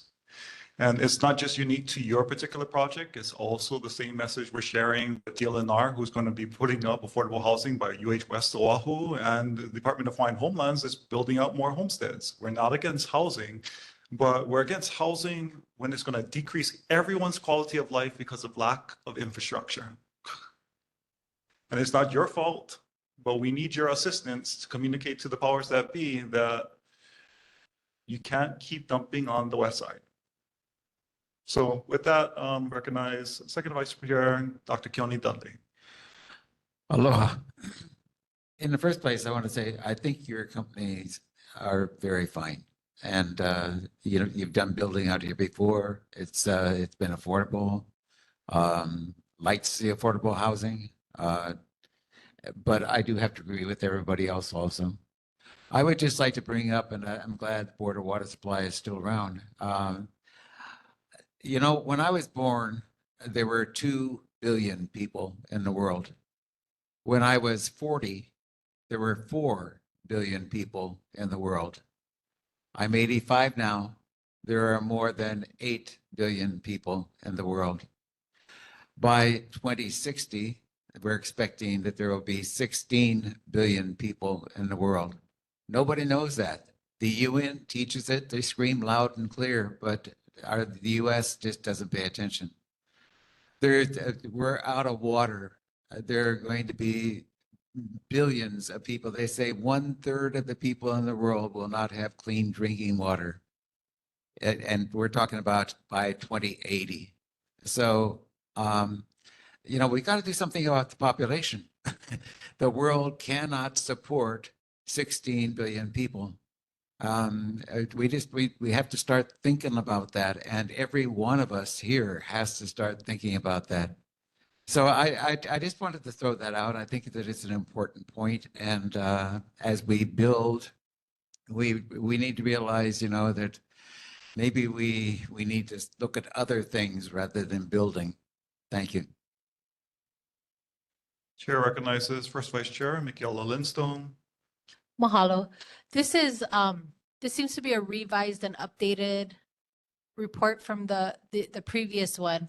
I appreciate that you changed the name. Leivili is a better name than Haku Kapolei. But I have just a few questions. Have you shared this updated project with any other community members besides the neighborhood board? Or maybe even the veterans at the Veterans Center that is on that lot right now? We haven't met with any other community associations other than Kapolei. We have had dialogue with the Veterans Administration, just chatting to find out, letting them know what we're doing. We had at our last neighborhood board meeting, a community member come up and present on what she envisioned this lot to be based on just a litany of community feedback as she went and talked with community members and they gave their feedback. And what she presented is very different from what was presented here. Her presentation was based on what the community envisions. This was what developers envision. And as someone who lives in this community and has family that lives at like Kapolei Lofts, which is an affordable project for this community, it is no longer affordable for those who live here. And my mother-in-law lives there and she is retired and her rent just keeps going up, up, up, up and up. And I regret in many ways supporting that project in the beginning because it's no longer affordable for someone that I care about so dearly. So I have a question on, affordable, will those who move in see the rates increase? Like will it be locked in? Yeah, so it's statutorily, when we say it's affordable housing, it's truly affordable housing. There was an interesting fact that I sent to we're a family business. I sent it to Patty's daughter works for us. My son works for us. Kelly Watson's son, who used to work with me, son works for us. I sent this little thing I read today. It stated that the average hourly rate that someone must make in order for only 30% of their income to go towards housing is $33.16. That's $66,000 a year. So when I use those numbers, think about that, $33 an hour. So that's 30% of their income going towards housing. Our rents are calculated based on 30% of their income going to housing, and it's statutory. It's federally mandated. It's watched by the state. There are rent increases, but we don't have any sort of, it's not subjective, right? I'm sorry, it is subjective. It's not objective. So it's statutorily governed. So I don't know Kapolei Lofts other than the fact that I saw it go up. I do watch the rents. Ours are affordable housing. They are dictated rents that are statutory. It's not whatever the market will demand. So I just want to be clear. Our project is 100% affordable housing.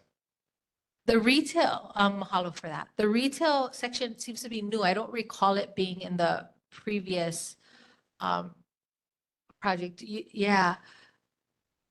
Retail is a whole nother, you've got to have a lot of parking for retail. Yeah, what kind of retail or, So it was in the original presentation, and it's actually over parked per the city standards. So we have ample parking because we know we developed the Nanakuli Village Center in Nanakuli, and parking is very, very important to our tenants. We're looking at Starbucks, maybe a gas station, we were talking to Boot Barn, would be the first Boot Barn in Hawaii. We were talking to O'Reilly's Auto Parts, Planet Fitness. So we have a lot, we see a vibrant, things that are not there currently. We don't need to duplicate anything there, but no, the original plan did have commercial there. okay, I don't recall that, but why retail then? If you want to house people, just build housing. Why would you need to have retail in there? Well, the idea is to make it mixed use, right? So you can have people that don't have to get in a car to go to the gym. The gym's right there. It's underneath the residences, the Planet Fitness, right? If people want to go, an afternoon, maybe they're students and they're going to West Oahu, right? UH, they can go to the Starbucks right there, right? So it is most planned communities that I've seen, and to go more dense than 900 units, it would just be, it's too much, right? We're struggling with the Balance Act too. What does the community need from a residential standpoint? We're concerned, all the all the facts that Mr. Ferrer brought up about all the road issues, I see it when I go out to the site, right? I experience it too. And so I look at it, I'm like, those are real concerns. I can tell you DOT is watching that. They're concerned. They looked at the traffic report. They are supportive of new ideas to lessen the impact. But they do feel they were actually surprised to see the traffic report say those 3 access points are going to help traffic. You wouldn't believe it, but when I read the report, and they use pretty significant math. I don't understand the science behind it because I'm not a traffic engineer, but all the points, that he brought up are well mentioned, but I believe the state's listening. I mean, DOT's listening. They're aware. So I don't believe it falls on deaf ears. Thank you. I just have one last question. Just from the feedback that we've received from this project and all of the sessions that we've had listening, 900 units is just a lot. The community is not on 900 units. Would you consider lessening that 300 units, 100 units, and more space for the community? We've had talks with HHFTC. I mean, obviously they're the awarding body, right? We were selected competitively to develop the property. And I'm struggling with the density. The state's asked us to try to get as many units as we can there, and we've planned for it. I do believe it, we think the right balance, 770 to 820 is right there. So look, the first phase we believe is appropriate with the 272 unit parcels. And then we'll see. We'll be able to see. Look, the one thing that I can tell you, if we get a tax credit award next year, we'll break ground in 2026 and we'll be complete in 2027 with the first phase. That I can tell you. So it's not that far out. Now, phase 2 could take a little bit longer, right? Phase 3 could take a little bit longer. So we're studying and we're here to listen to the community, right? After the first phase, if we put up the first phase and everyone's, God, boy, we were right, it's too much traffic. We're going to look at things. We're not baked on an idea. We're trying to do the best we can. That's why we showed up for informational purposes only, just to share where we're at. We got the traffic study back and we wanted to share it with everyone. Chair recognizes Board Member Dr. Amy Bosler. Thank you. And I appreciate you answering all our questions. And I do recognize that you're in a bit of a hot seat right now. So you had talked about, one of the questions we had last time was about the schools. You had mentioned that, well, the rates should attract teachers. So it's 2 parts. One, we still didn't quite answer where all of these children going to go that are coming in these 900 units.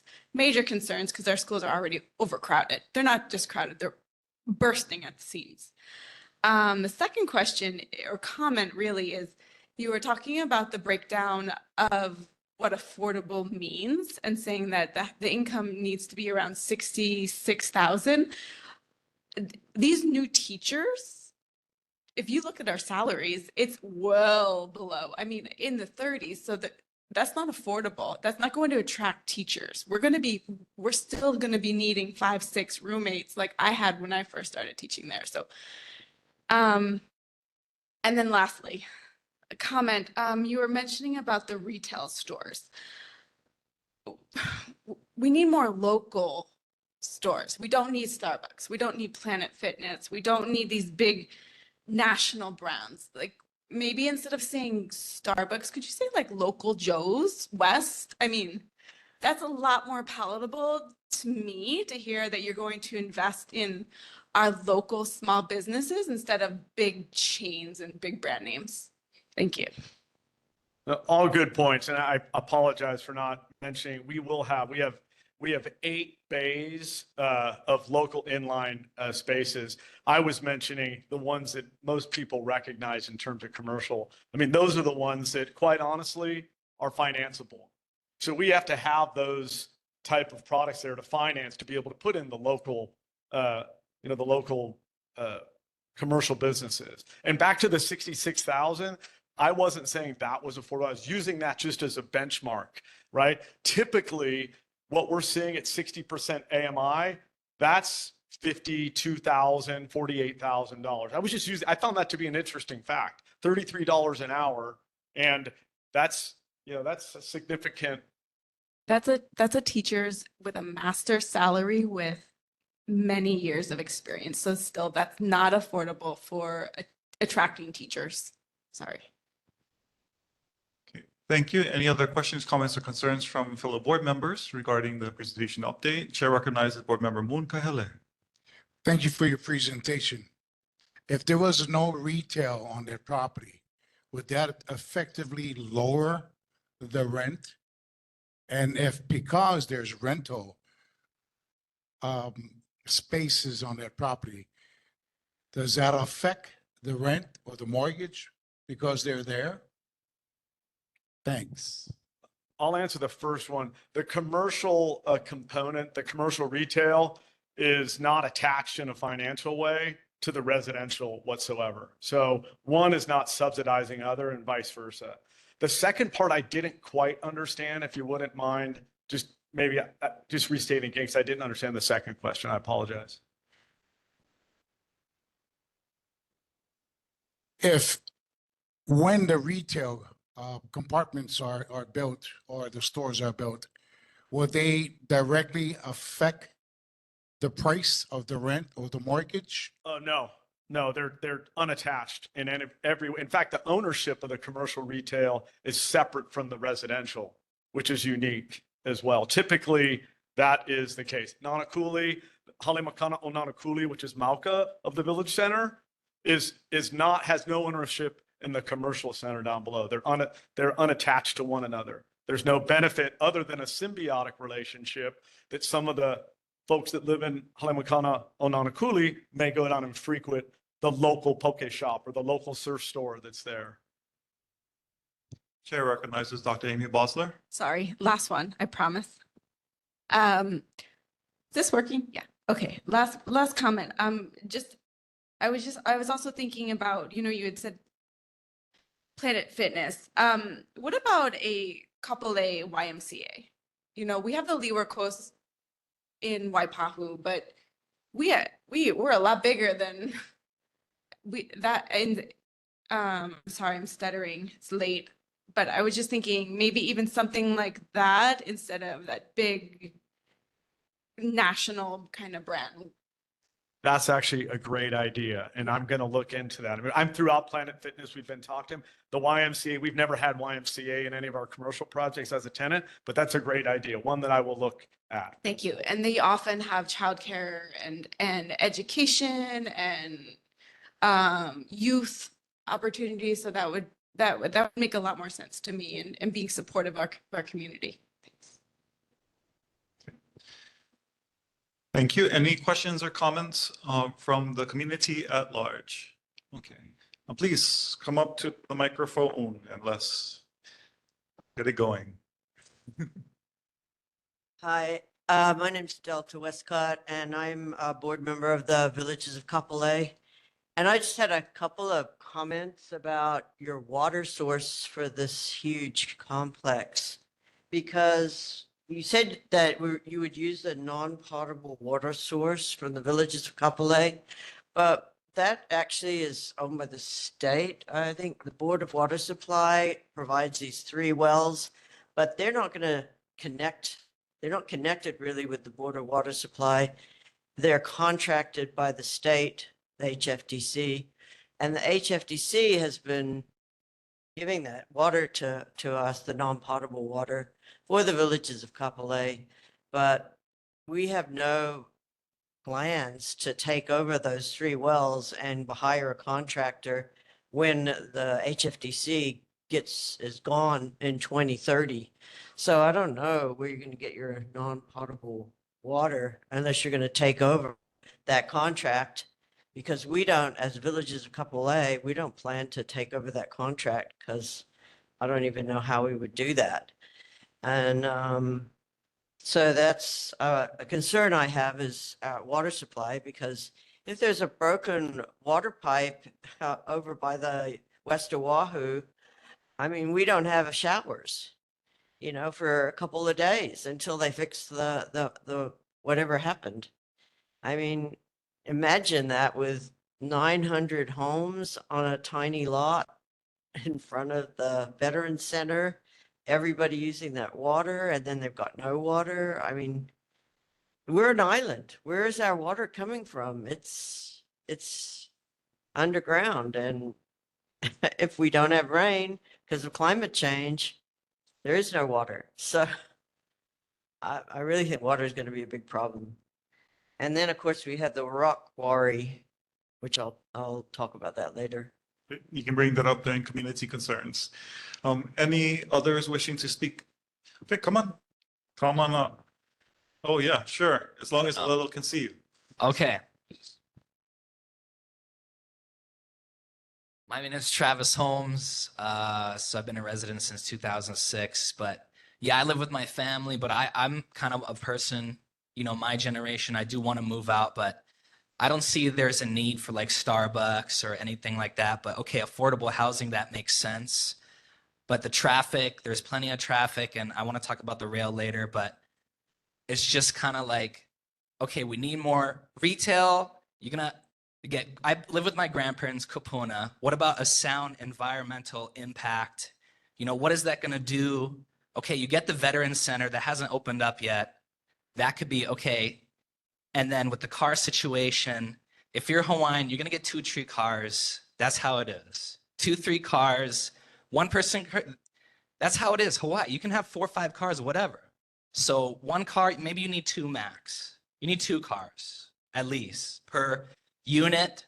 You got a husband, wife, your kids, wife picking up kids, dad's work. You know, okay, one car, no. And then rail, 50,000. We need more people on the rail. I want to talk about rail later, but we're talking about housing. That's all I got. Okay, rail later. All right. Mahalo for bringing up those concerns. Welcome, community member Sheila Maderas. Aloha. The community member that went out into our community to get feedback on the Haku Kapolei project in order to come and elevate the voices of our community so that we could give wonderful and productive recommendations for its future development. So thank you for your work and mahalo for being here. Thank you, board. Thank you for allowing me to provide additional questions to the project. I am glad that it looks like, based on your presentation, that you may have looked at the report that I provided, because name changes and there's other things in there that it looks like at least you took a serious look at it, I think.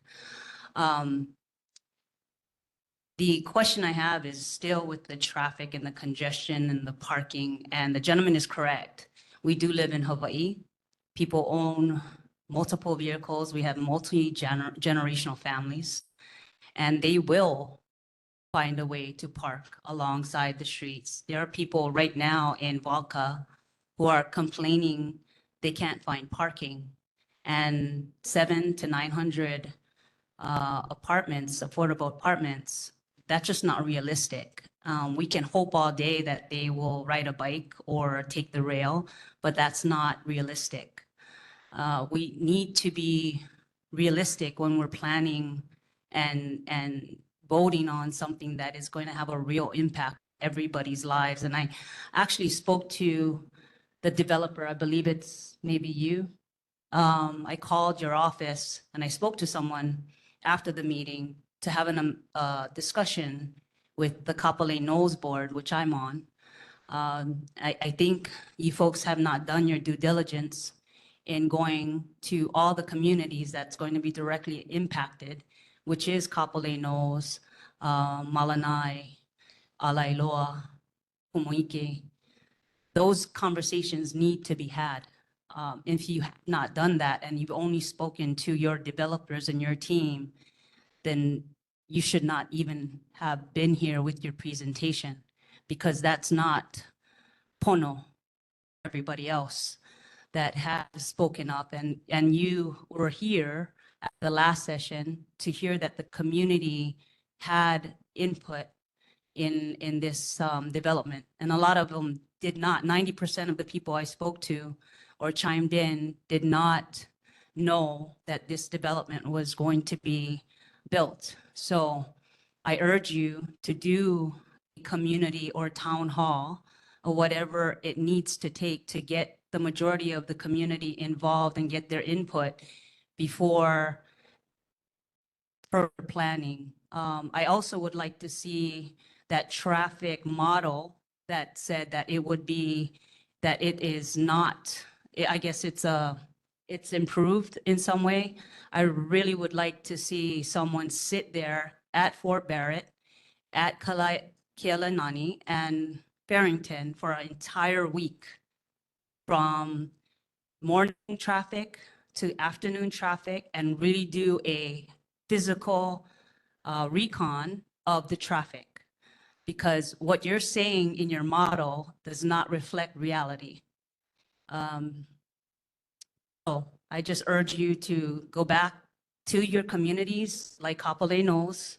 If you want to speak to our board, we're directly impacted by it because we're right by Walmart. I gladly meet with you and schedule a time for the developers to meet with the Kapolei Knowles board, and I urge you to meet with every other board that is represented in this community. Thank you.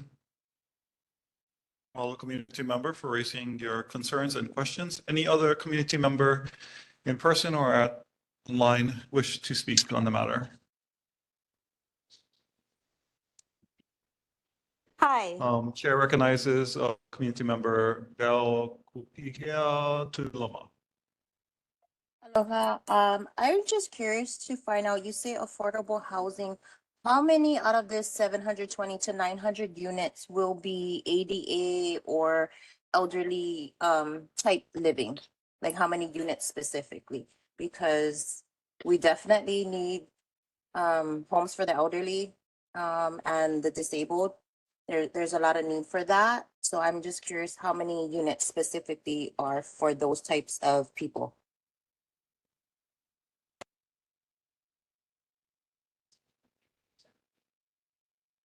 Yes, in terms of the ADA, 10% of the total units will be ADA. Kapuna, we're contemplating roughly 10 to 15% of the units. And I believe all the units will be accessible as well, so.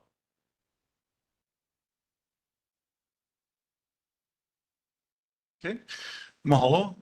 Next community member online, El Keating. Chair recognizes you. Go ahead. Thank you so much. I'm going to speak in support of this project. And I realize that a lot of community members are worried about population density and water, which I am concerned with. But above all, I want to be able to see our kids be able to afford to live here too. And I believe that we need to grow up and not grow out. And having these higher density residential areas is going to be important for the future. And I know right now, everybody has 2-3 cars, but this is going to be unsustainable in the long term. You just can't have that many cars on this island. Eventually, we're going to have to start thinking about not having so many cars. So I appreciate that there's one stall per unit. It's in a great place for public transportation.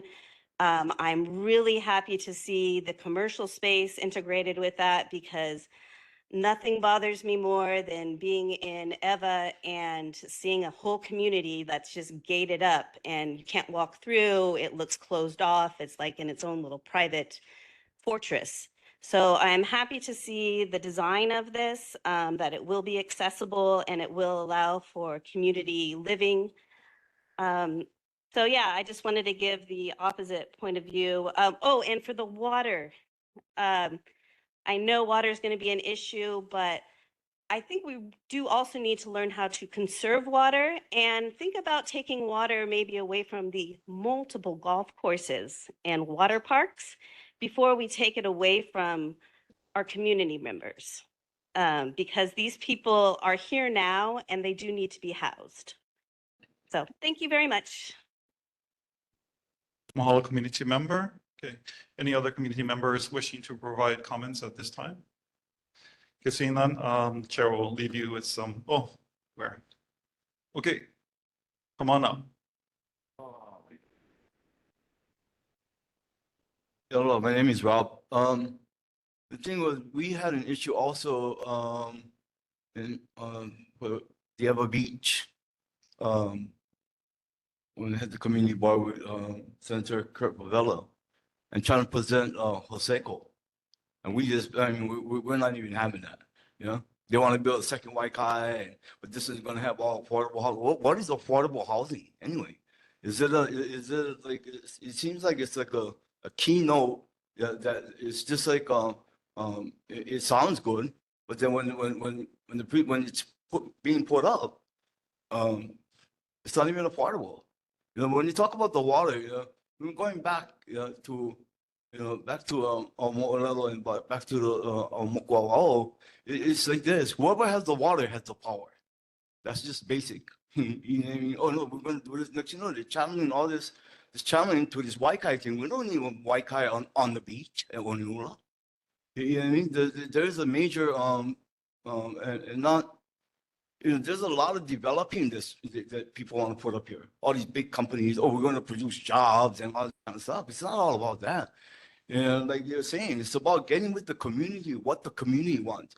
To me personally, and a bunch of other guys that, you know, because when we get situations like that, I have a crew that we go down there. You know, today, it's not about protesting. It's about protecting, you know. And to me personally, Kamakanali is a big failure. Major. Why? It's because, oh yeah, we're going to produce all this, but then when you get the little guys going in there and trying to rent the space to build something for their family, the rent is so high that they can't even afford it. They got to just shut their whole business down, you know, and then turn it into a little lunch wagon. You know, we have a little shop over here. It's not going to last. You know what I mean? And that's why it's very important with the community to get involved, because it's a community, that takes care of the village, that builds the village, you know. But when you get all these big guys coming in and they got all this money and they throwing all this thing around and all these bright ideas, you have a lot of kupunas, not even finished not even past the 9th grade. They don't know what's going on. You know, we go to DHL and they got all these things that, you know what I mean, they're presenting all the statistics. They don't even know these statistics. But it sounds good. You know what I mean? It's about just being real, being transparent. You know, then, you know, people know, you know, this is what we do, what do the community want. It's not all, you know, oh, we're going to build this and affordable housing. How about affordable housing? Basically, is the key word to everybody's like, oh, affordable housing. Next time, it's not even affordable. Next thing you know, you get gated communities, you get gates all in these places and stuff like that. You know, my thing is that what we're pushing for, I work with these kids on the street with the e-bikes and all that kind of stuff. Build an e-bike park or something, you know, and build a community service for the kids, because it's the generation that's going to build the next community. You know, think about, you know, the generation. That's how these kids get in trouble. They're doing all kind of crazy stuff on their bikes and stuff and getting banged off the street. We're supposed to have a raceway park. I don't know what happened with that. You know, we got into it with Senator Kurt Bavella and saying, you know, you're promising all this stuff, but you just lip service. You know what I mean? But I mean, yes, you know, like they said, just get with the community. Get with the community. You know, we locals here, you know. Be pono. And not, oh no, not again. You know. Chair recognizes Board Member Mick Farrar. Just as a final comment, we had a developer who was building up on Makakilo Hill. I bought my house back in 2002. I've been a real estate broker for 31 years. And we were promised Makakilo Drive would be completed as they built it out. And at some point in time along the route, that developer went to the city council and said it wasn't feasible for them to complete it. City council let them off the hook. So we were left without a second access or ingress or egress to Makakilo. The other thing too is the DLNR also looked at that spot there where you want to build, and they looked at it and said that it would be more feasible for them to build out in Ho'opili, where a lot of the housing is being developed and where a lot of the expansion and where there's room and where there's an on-ramp going to Ho'opili is at. So you know, the development's out that direction. You get into town where we're at, and especially at that Hornets Nest intersection, it just isn't going to work. Thank you. Mahalo, Board Member. Any other questions, comments, or concerns for the presenters that graciously come and give us an update this evening? Hearing none, the chair will lead you with some final thoughts. First, I appreciate that you're making a public commitment to put in water saving methods. What I would greatly appreciate is if you could provide an itemized list to respond to all of the suggestions that our community has given, because right now you came in and addressed only a partial list. So we're not having a full conversation.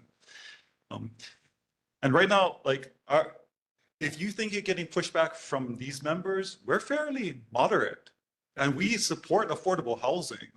But behind us are people and community members that are saying that to hell with this project is not happening. And that's the reality that you're going to be dealing with. And right now we have been communication problems with HHFTC, the state, the city and county of Honolulu, Department of Transportation, and DTS. All across the board, Board of Water Supply, and the people that are hearing most of this conversation are in this room. We're here to help you to try and find a win-win for our community members. We know our wish list is not something that you can do by yourself, but we need your assistance to try and see how well we can actually make this project go. So one of the questions I have right now, as you said earlier, the commercial is going to be separate. So then the question comes to my mind, how is the villages of Kapolei benefiting in this project? Are they getting the lease rents from the commercial units? If they're not, then the question is who is? Because in the master plan for the villages of Kapolei, the villages of Kapolei board granted at the state's request to build more affordable housing where our community commercial hub was supposed to be. And that was supposed to help offset all of the infrastructure that is going to have to be taken over by villages of Kapolei. Again, so my question is, who's getting the resources from the commercial leases if it's not actually subsidizing the rent on that particular parcel and it's not actually going to the villages because this is a master plan community? So who's getting it? Right? Because the villages have to break even on all of their particular infrastructure that they have to assume from the state come 2030. So I love all of the comments that we should be going local. I think that makes a lot of sense. And if we're going to be building for our community, again, the questions about what about Kupuna and Keiki daycare? If this is going to be vertical areas, we're going to have families that need places to go. You're saying that you can only provide 1.3 cars for your units. The villages of Kapolei rules requires it to be 1.75. So now this entire development in villages is going to be non-compliance. And this is because we're not having conversations with appropriate parties to just get on the same page of what can we do. So for an example, maybe we have to take a step like a community member said earlier about it's a rail center, we need to get there, we need to modernize how we do transportation. So one of the suggestions we made last time was to create a slew of electrical EV ready stalls in these apartments. Why? For their association to be able to rent out for money, and then it incentivizes community members that need an additional car to now buy electric because there's an actual place for them to plug in. Because right now, why would they buy an EV car? We can't. We're literally shooting ourselves in the foot over the fact that we can't develop EV. But we need to find creative ways. And I think I'm hearing from our community that we're willing to work with you in order to find those creative ways to find a better way forward for your project. Because it's not just your project we're going to have to go through this with, it's with DLNR and with DHHL's new homes that's coming up. And none of these problems was made by any of us here. But there has been a litany of promises made to community members out on the west side for decades. And as eloquently stated by previous board members, we don't need rainbows and unicorns anymore. We just need people willing to be real with us about what can and cannot be done so that we can help mitigate what the community's frustration is, because people are upset. I get calls and concerns about this meeting. People told me they're not coming today because it's just more shibai. And it's nothing to do with you and your projects. As said by Second Vice Chair, Dr. Kiloni Dudley, You have to have a proven track record of working with our community to do affordable housing. So we want to work with you. We want to be able to do that, but we need to be able to understand what's your issue so that we can work in providing potential solutions that you can consider. We're not going to be the ones that make the final decision. We know you have constraints from HHFDCS, and you have to go and negotiate with villages of Kapolei because literally they're inheriting everything from HHFDC. We get it. But help us help you more. And part of that is going through the suggestions that was made previously and just being like, these are workable, these are not, this is where we need help to see whether or not this is workable. And I think we can be more productive that way in your next update. So if you're willing to work with us, I think we're willing to work with them, okay? It's all around and in the community members. So yeah, we're willing to work with you because this development from board member Tiare Ta'ala, who's not here with us, she said it could be the model for how we have every new high-rise development or vertical construction development moving forward because of all of the lessons we've learned from before. So let us not make more mistakes, learn from them, and make this an amazing project that we all can be proud of so that the next project, hopefully be done by you all, will be smooth sailing. Yeah. Okay, so thank you again for being here with us, and we look forward to working with you to try and make this an amazing new project for Leivili. Aloha. Okay.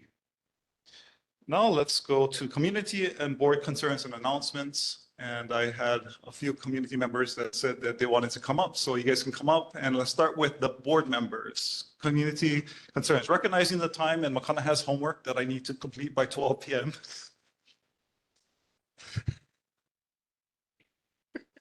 Chair, I'll be real fast with my community concern, and they left already, but I would highly suggest that the Kapolei City Lights do a live stream of the city lights. We're in 2024. It's not difficult to go live stream. We have Kupuna at home who would love to see the city lights. It's not difficult to do. I really think the city should do a live stream of the city lights. Mahalo. What a wonderful suggestion. Any other board members want to bring up concerns at this time or questions?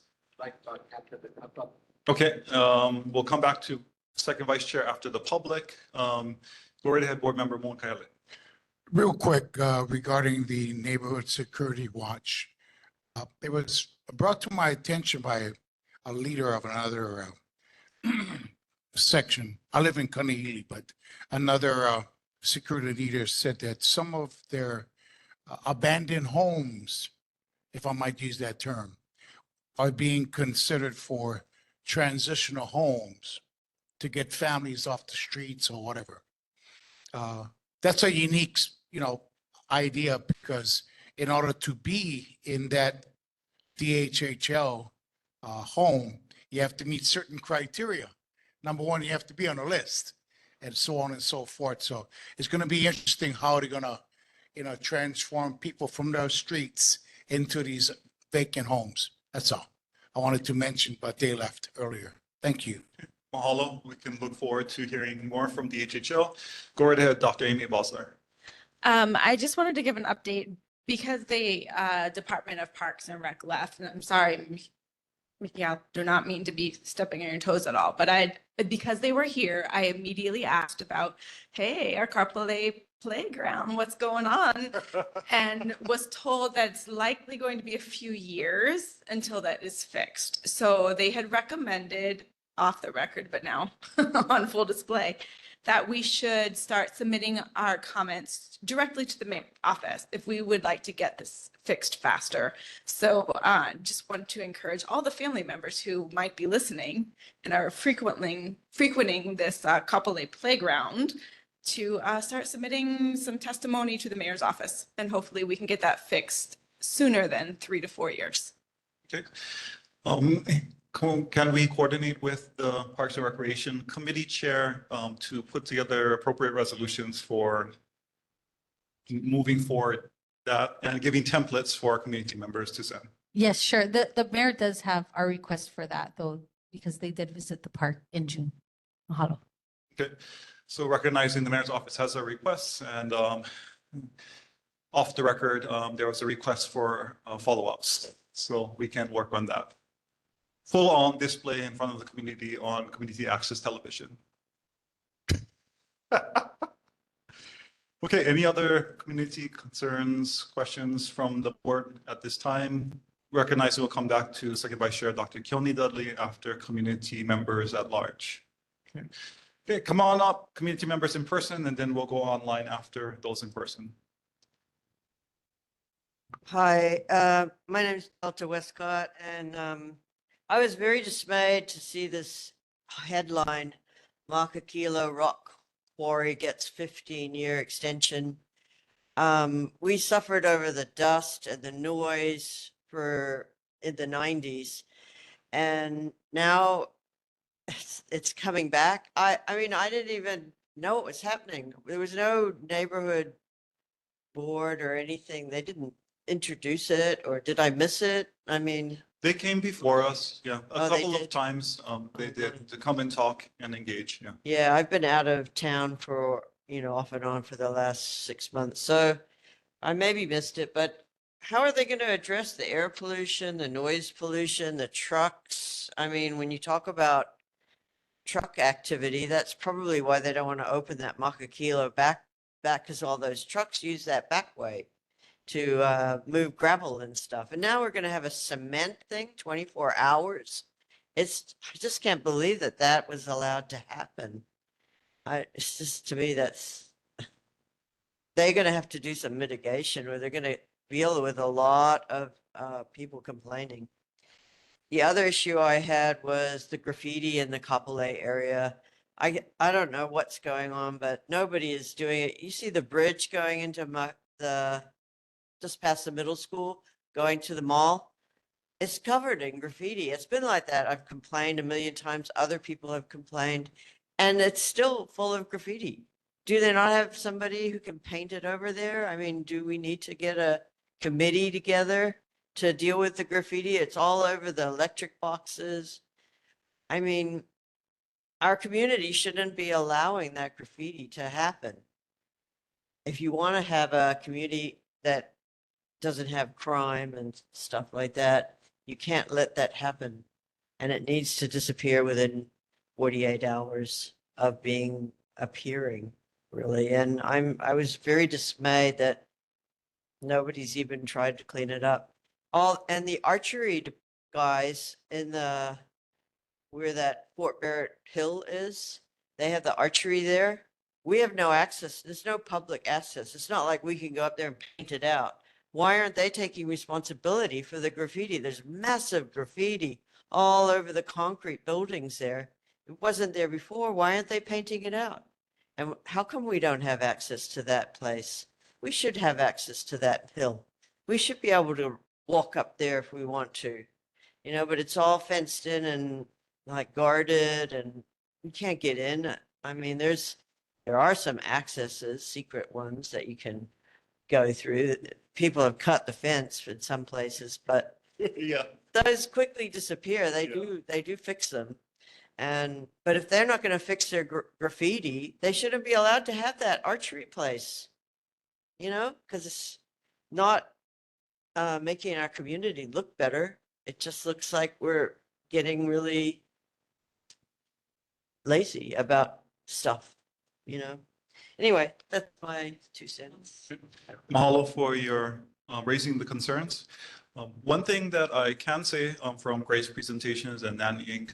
is that they have made a commitment to work with the community for end-of-life planning that's above and beyond what they've committed to already because of the 15-year extension. So thank you very much to the efforts of Dr. Keone Dudley and other board members in trying to make sure that there is some give back to the community for the continued use of the quarry.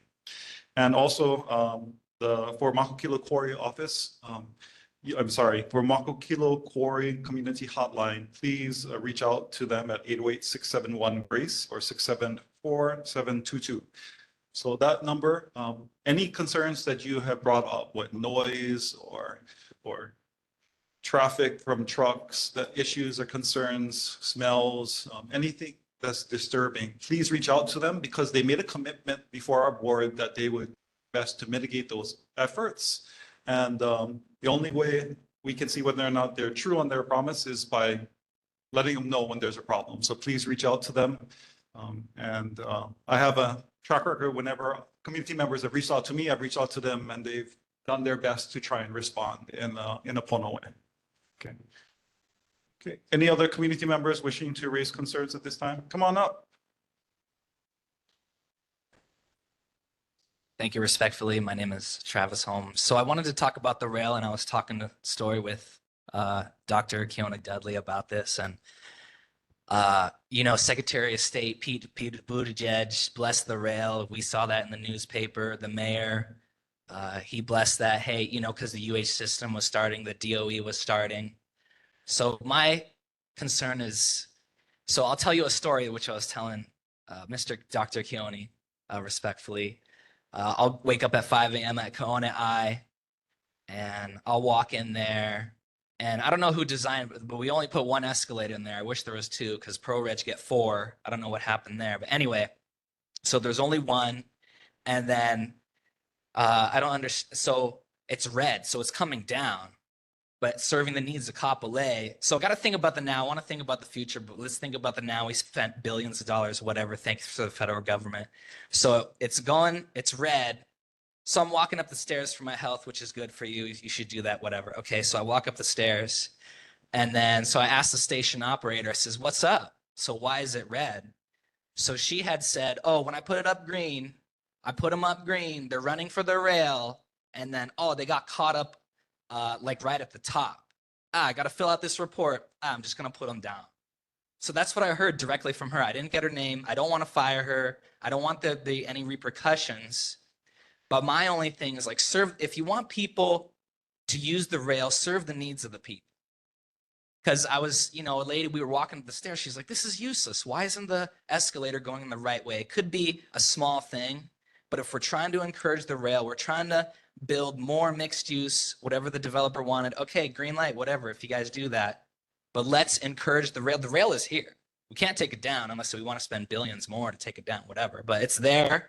It's going to go to Middle Street. I take it every day. That's why I kind of, and then at Aloha Stadium, it's the same thing. I'm trying to go down, but it's red coming up. So everybody's at the escalators all trying to jam up in that one elevator. I'm like, I ain't doing that.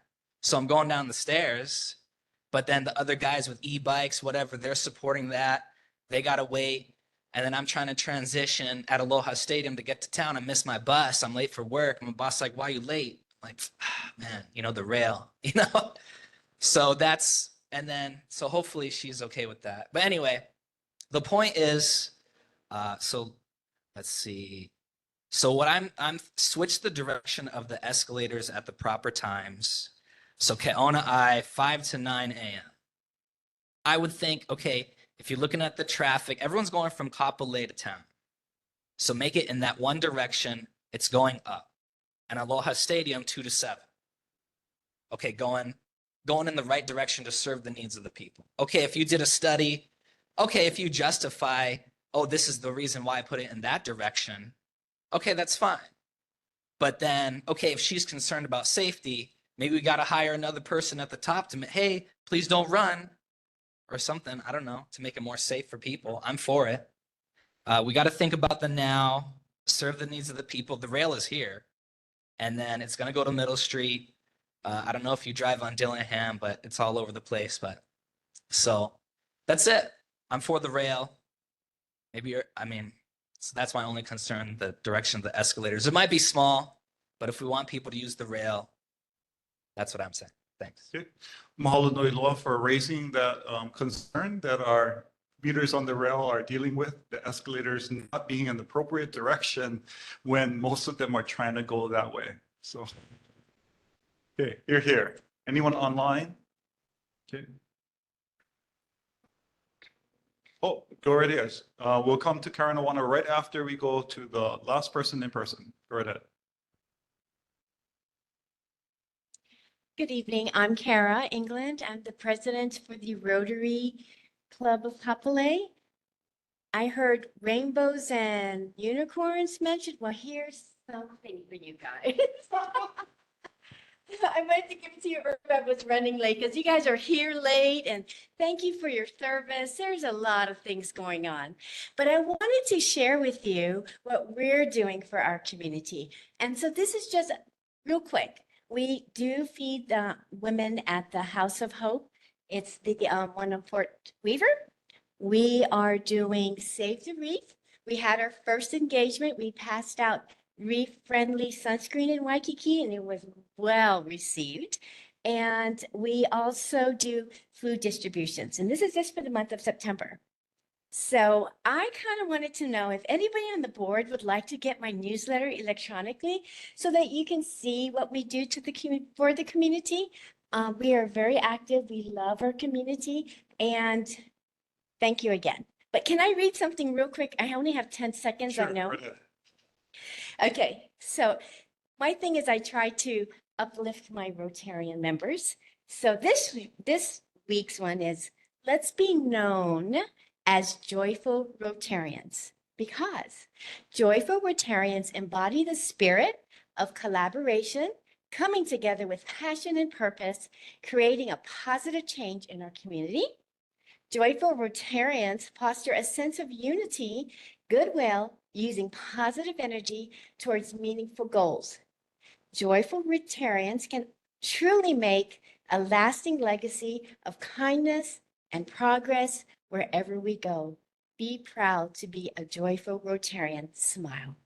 So I leave those words with you, and we'll see you again next month. Mahalo nui loa for that joy-filled, uplifting announcement about the good work that's happening in our community. Well, let's go to Karen Awana first, because online, because I said so, and then we'll come back. But regarding any communication that you want to use the neighborhood board channel, please send any communications to myself at makana.paris@gmail.com. And then I will hook you up with a neighborhood board assistant so that even if I am no longer here for whatever reasons, it can get into our online Google Drive so that people can get access to your information. Yeah, I'll come and connect with you right after. Yeah. Okay, Karen Awana. Aloha, Chair Paris and board Aloha. members. Aloha. My name is Karen Awana, and I'm the Director of Advancement for Kulia Academy. We are a brand new public charter school in Kalihi, and we opened our doors to 104 sixth grade students last month. In part, the reason I'm here tonight is because we have students who reside in your neighborhood board region. Our school is unique in that we are preparing students for top-paying STEM jobs. We have a comprehensive artificial intelligence and data science curriculum. Our sixth graders are coding programs, flying drones, building self-driving cars, mastering augmented reality, and connecting with their community through eCyber Mission. This year, we are at capacity. However, we are accepting applications for students entering the 6th and 7th grade next year. If you're interested in learning more, enrolling your child, or know of a family that may benefit from having their child attend our school, you may log on to kuliaacademy.org. I will include our website in the chat. And thank you for your time and your continued service to your community. Mahalo. Mahalo nui loa for taking on that kuleana of educating the next generation, particularly in STEMs, and holomua. Good luck and best wishes to a successful public school charter. Okay, Mahalo. now let's bring up we'll go Tony Gaston, if you're ready to go. And I see Karen Polk afterwards, so we'll come back to you. Real quick, because it is getting late, so I'm going to be quick with this. Good evening, everybody. I'm Tony Gaston from the Hunt Companies, and I just want to give you a quick update on how things are going out at the Kalailoa project. Okay, and one of the quick things I want to talk about is going to pertain to the roadways, because if you remember, right now, FDR is open on the Makai side, right? And is it coming? Oh, there it is. Okay, so you can see the blue and yellow arrows. It's only on the Makai side right now. And a while ago, I told you guys that it was going to change and there was going to be movement going westbound on the Mauka side, 2 lanes, and then 2 lanes on the Makai side. But guess what? We couldn't turn on the street lights. We're still waiting for Hawaiian Electric. If we don't turn on the lights, it's not safe. And so we still got about another 6 to 7 weeks. Hawaiian Electric will come out, do their work. After they finish their work, then our construction team will go in there, tidy up a few things, and then we'll finally be able to get 4 lanes open again. Okay, so that's why it hasn't been opened yet. Just wanted to let you know that. But I do have some other news that I want to tell you about.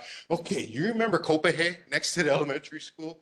This is what it still looks like. We didn't do nothing yet because we were waiting for permission to finish the road, and we needed that permission from both the state DOE and the United States DOE. I was so happy before I came to tonight's meeting, running around my office because I got a call from the state DOE. They are finally okay with the memorandum. And hey, Hunt, go ahead, Tony, get them to sign it and send it back to us. We're going to get our superintendent to sign it. We want to start construction October. And we were just going to start anyway and just do as much as we can, whether the MOU was signed or not, because we couldn't take it anymore. But the good news is, guess what? We're almost there.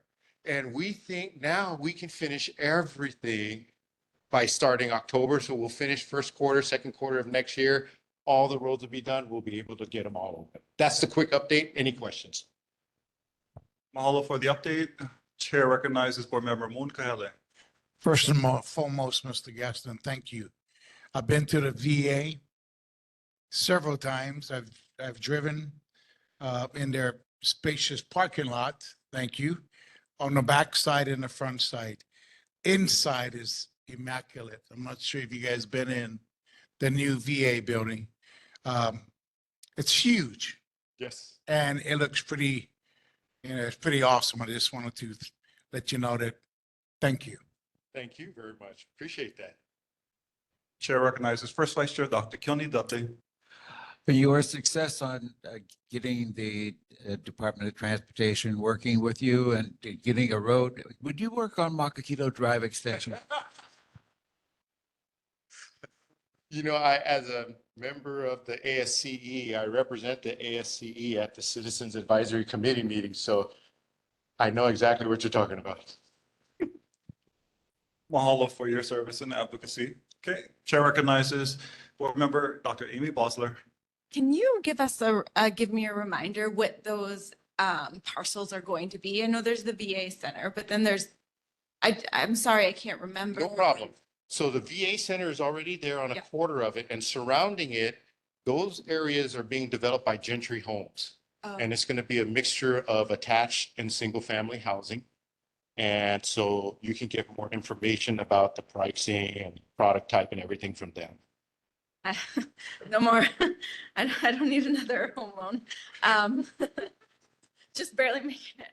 But I was wondering if we have this second chance of this second city, and we don't have walkways or running ways to encourage our community members to be fit and active.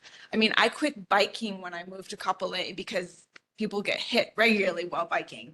So I was just wondering if this area is going to develop, walkways or running paths that people can move and not have to worry about getting run over by vehicles. I can't speak for what's going on the interior side, but on the exterior side, the roadways are being designed to conform to the government standards so we can dedicate them over for maintenance. So on the roadways that they allow bike lanes, we put them in. So like, for instance, on Makakilo, that extension, as you drive down from Costco, you're going to be able to get into the bike lanes over there too. Unfortunately, FDR was designed differently. It doesn't have separated bike lanes, but going forward, even HCDA, they want to incorporate bike lanes as much as possible. Mahalo. Any other questions or comments? Okay, mahalo nui loa for the update. Thank you, everybody. And Board Member, let's check with the Parks and Recreation Chair to coordinate around integrating those type of pedestrian ways, walkways, rideways, cycleways, particularly in the Kalaeloa area with HCDA, because there is still lots of room for that potential. Okay. Now let's go to Karen Polk online. Thank you, Chair, board members. Sorry I can't be there in person this evening. I have 3 announcements, but I'm going to make them as quick as I can. First of all, big cheers to Tony's news, I wanted to say, for the school. That's great to hear. The first one I have is actually has to do with Kalaeloa. Some of you may know that I'm a consultant to Hunt and I do some work with them, and I'm excited to announce that they have a makeke that is opening on September 10th. So the second Tuesdays of every month, there will be a makeke. And for those of you who may remember, back in the day, there was a makeke at Kapolei High School for many years. And so it was actually operated by Waianae Coast Comprehensive Health Center and Alapaia Social Services. And that is who is going to be producing this makeke in Kalaeloa. It will be at Kalaeloa Professional Center.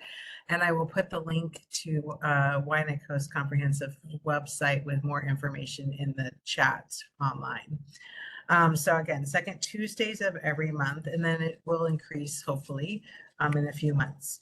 My second news, putting my other hat on, the Kapolei Chamber of Commerce, the executive director, I have, some of you may be familiar, I have a student career expo that we hold annually every year. And we basically bus 2,000 ninth grade students onto the campus at UH West Oahu at the end of October. This year's October 24th and 25th. I am looking for businesses. I have many businesses within the chamber, but this is not only open just to chamber members. And what it is if you have a small business or you just want to simply do this as an outreach for our youth. It's a workforce development project, and these students get to interview you and they ask you what kind of jobs you have in your company or your business and what kind of work there is. And it allows them to explore different career paths. It's a really cool event. This is the 5th year that we're doing it in partnership with UH West Oahu, Kamehameha Schools, and the DOE.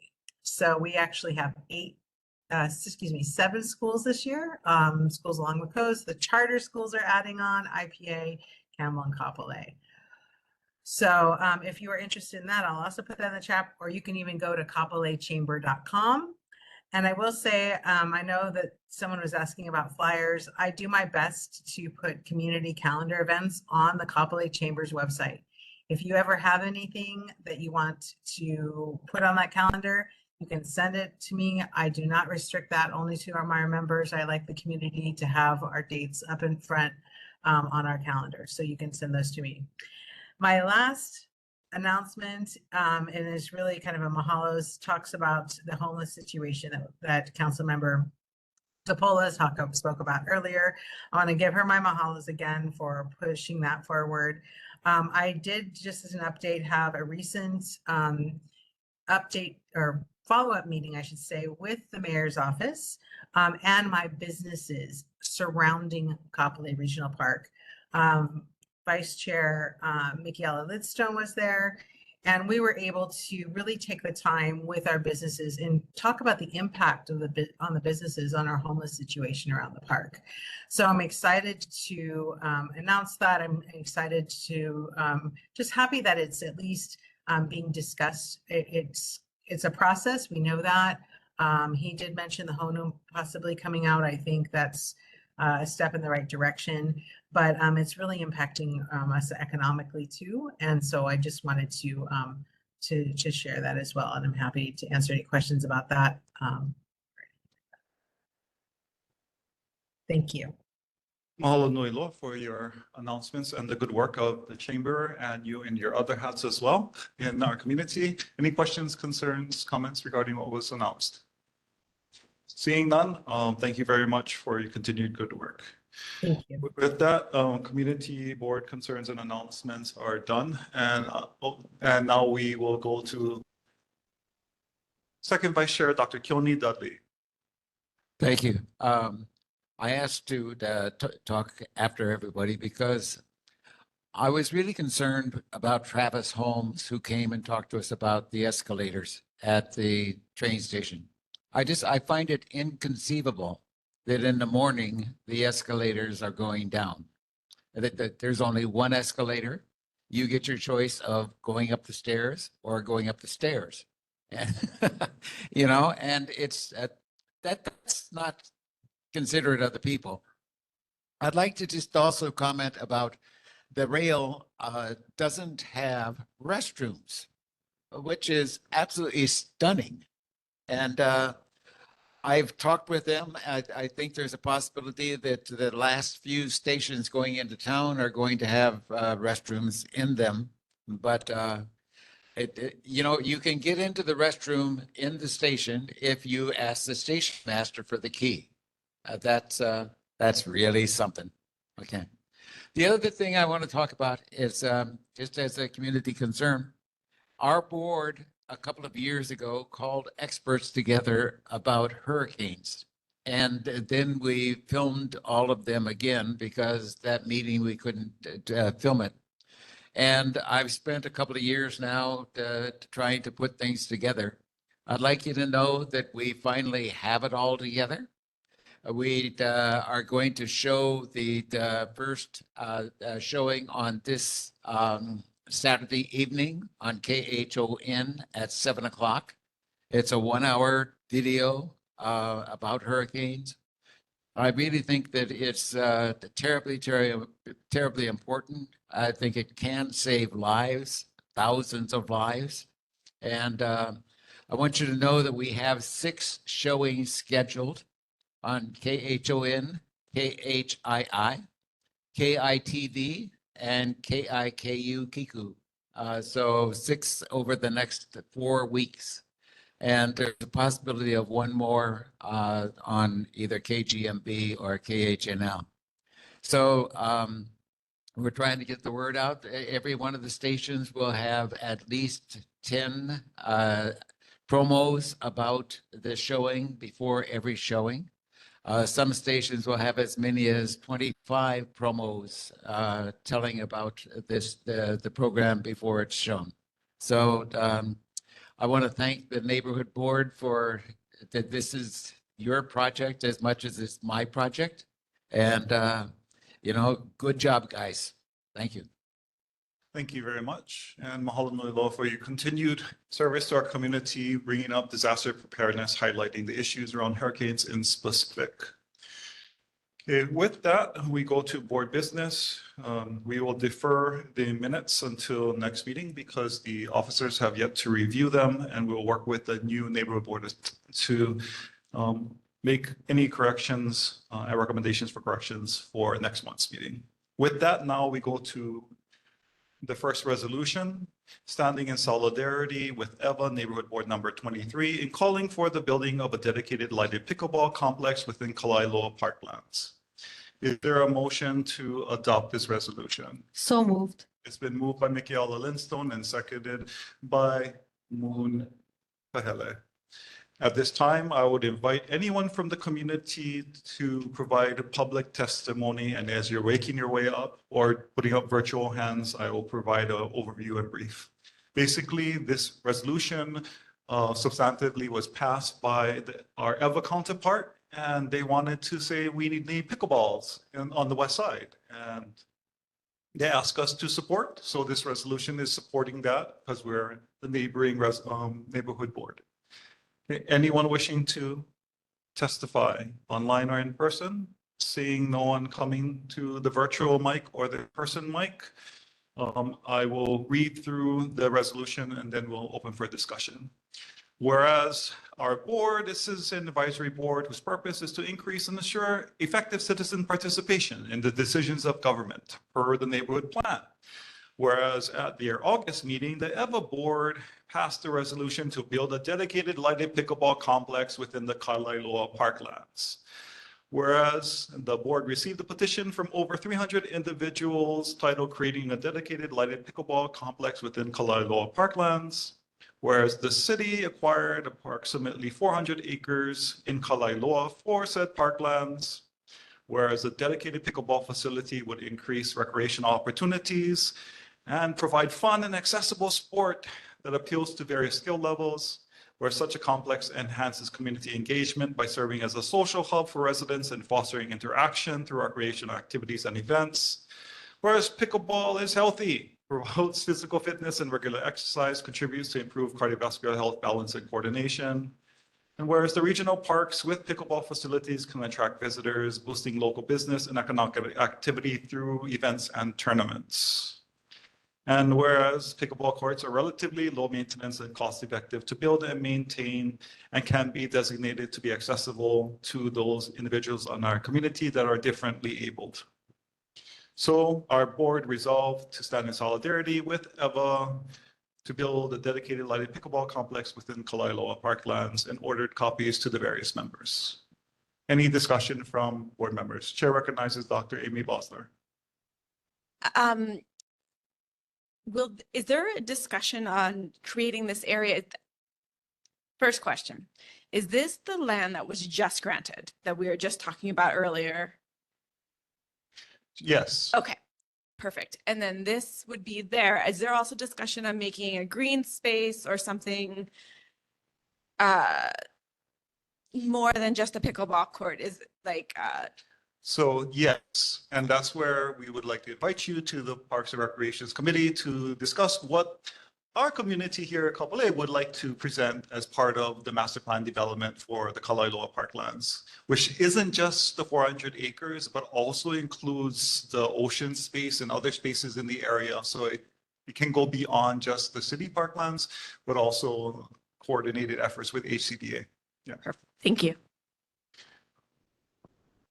Any other discussion from board members? We ready for the vote? All in favor say aye.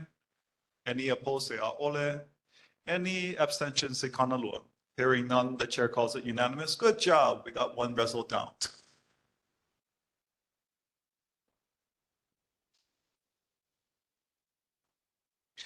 Now let's go on to the second resolution. Standing in solidarity with neighborhood boards number 10 and 11 in supporting fair and reasonable consumer protection laws for condo owners. Is there a motion to adopt resolution? It's been moved by McFerra, second by Michaela Lindstone. Okay. Anyone from the public wishing to testify at this time, please come up to the in-person or virtual microphones. I have Greg Misakian online that would like to testify. Go right ahead.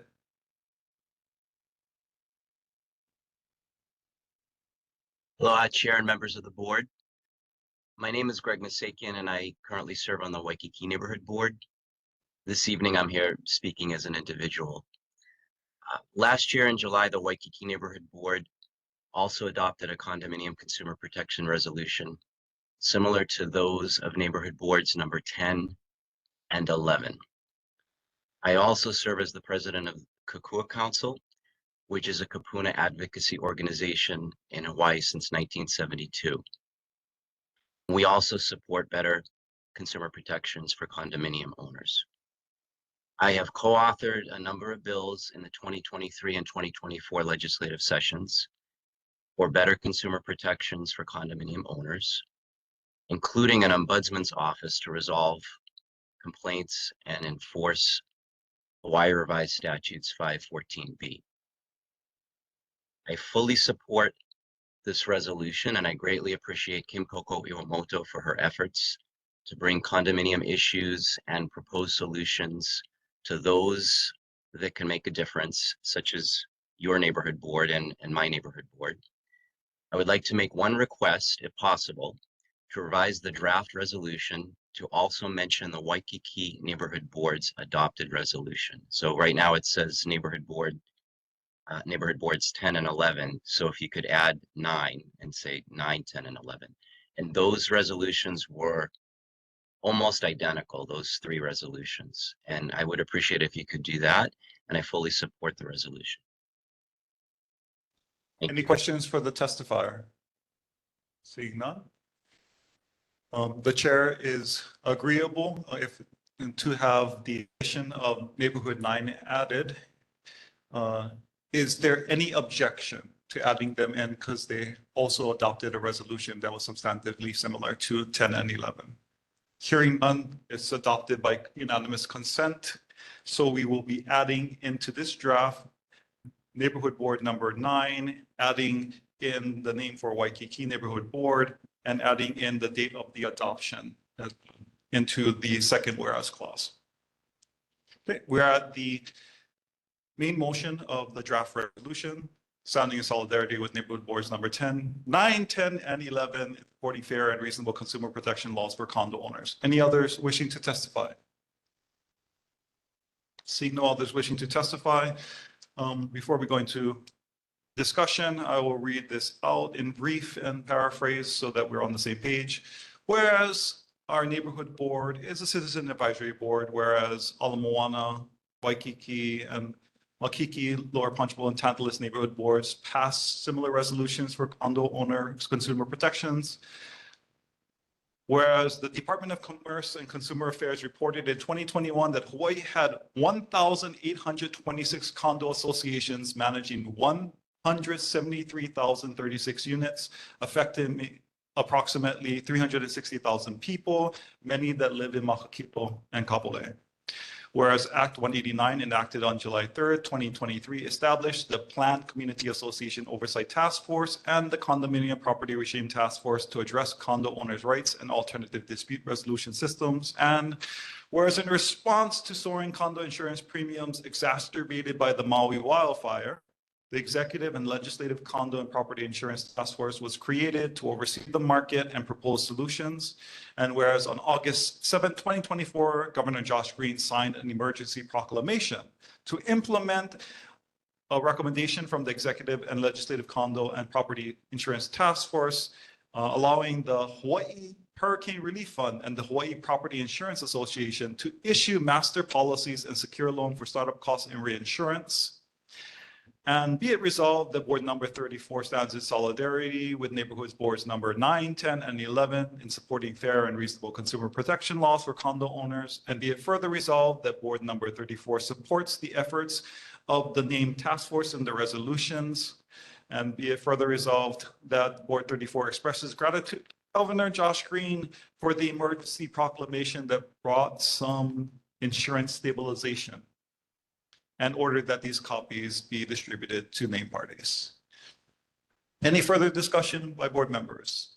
Chair just wants to recognize that the condominium issue has come to light in the villages of Kapolei and in Palehua, like all across our area, where insurance premiums are rising from 300 to 1,000 to 1,300% because of our regulated insurance markets not being appropriately regulated.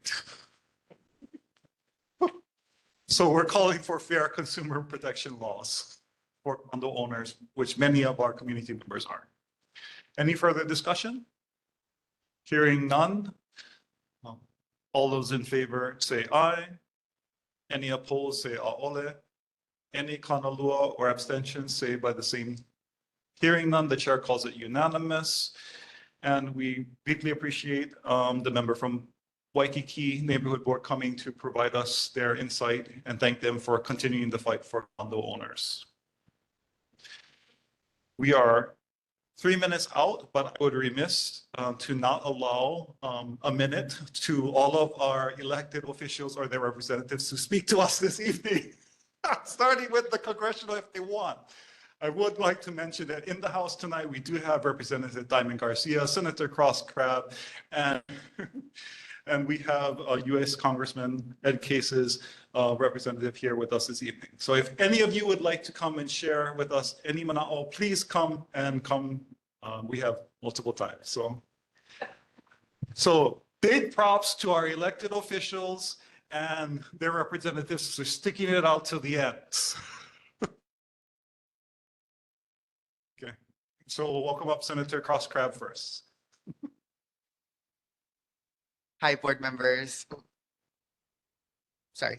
I would like to introduce myself. I am the newly appointed Senator Cross Makani Crabb for Senate District 22, which encompasses the Waianae Coast, specifically Ko'olina through Kaena Point. I'm passing out my newsletter right now. I am only serving the rest of the term of former Senator Maile Shimabukuro all the way up until November 5th. I know that it's quite a bit of a short time, but we've been working really hard. For this newsletter, it includes some information about my appointment, the things that I've been working on, as well as my office.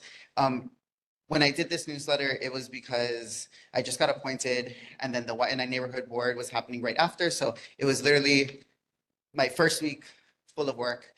This next upcoming newsletter will include my work that I've been doing for my first month. And my goal is to have a newsletter every single month. I know that this is my first time attending your folks' neighborhood board, and I'm so happy to be with you folks tonight. And if you folks would like to meet or have any type of conversations after this meeting, please feel free to reach out. But I just want to promise that in the next newsletter, there will be more incorporation of Kapolei work that I've been doing. This past month, there's been more invitations from the Kapolei area or community inviting me to participate. So there will be more representation in that. Other than that, yeah, we're keeping busy.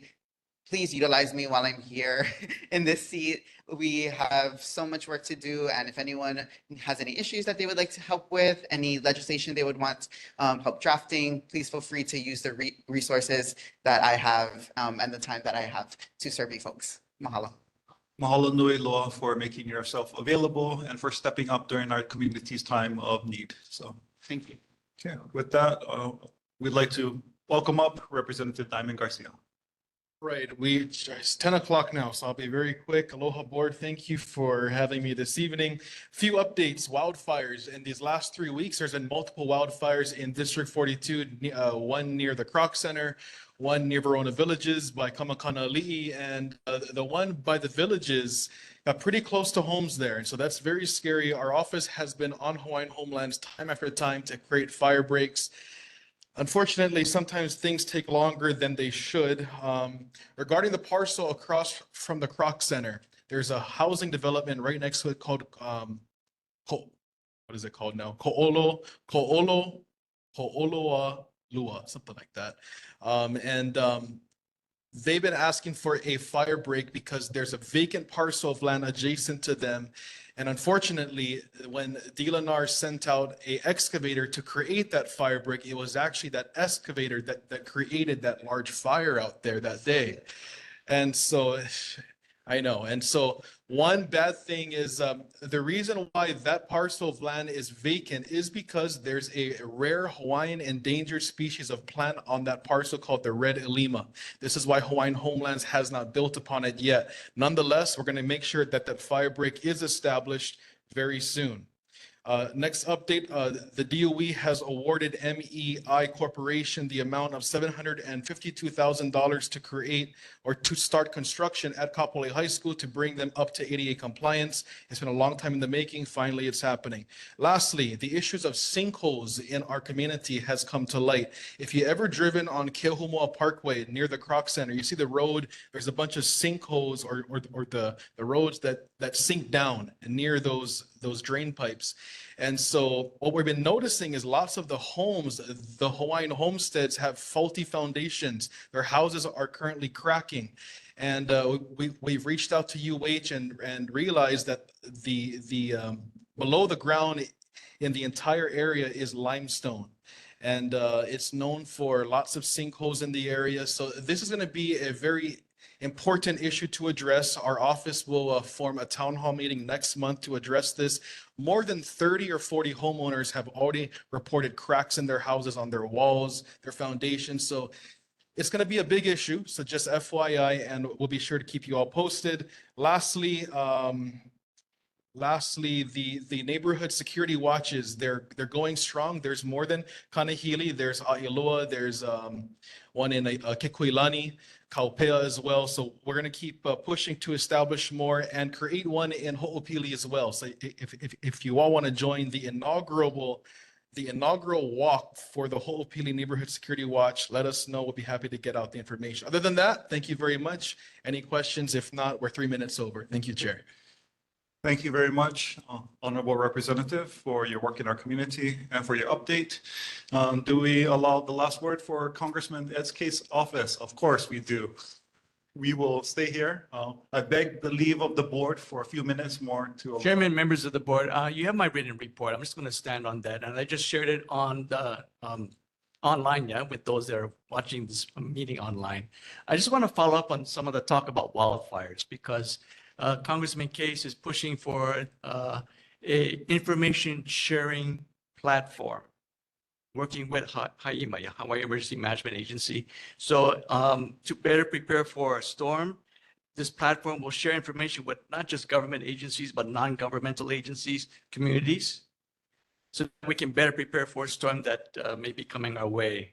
Hopefully not this week.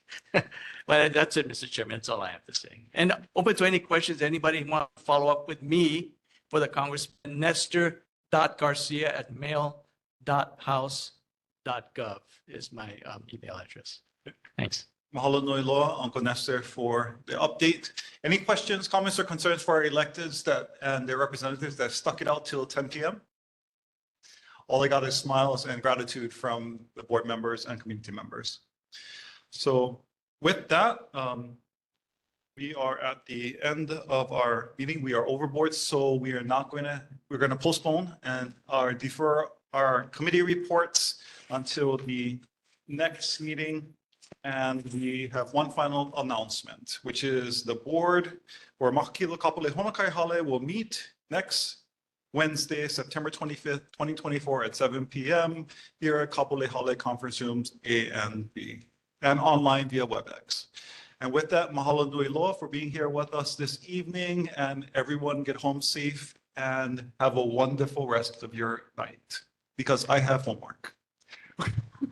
Aloha, aloha no, ahui ho. The meeting is adjourned.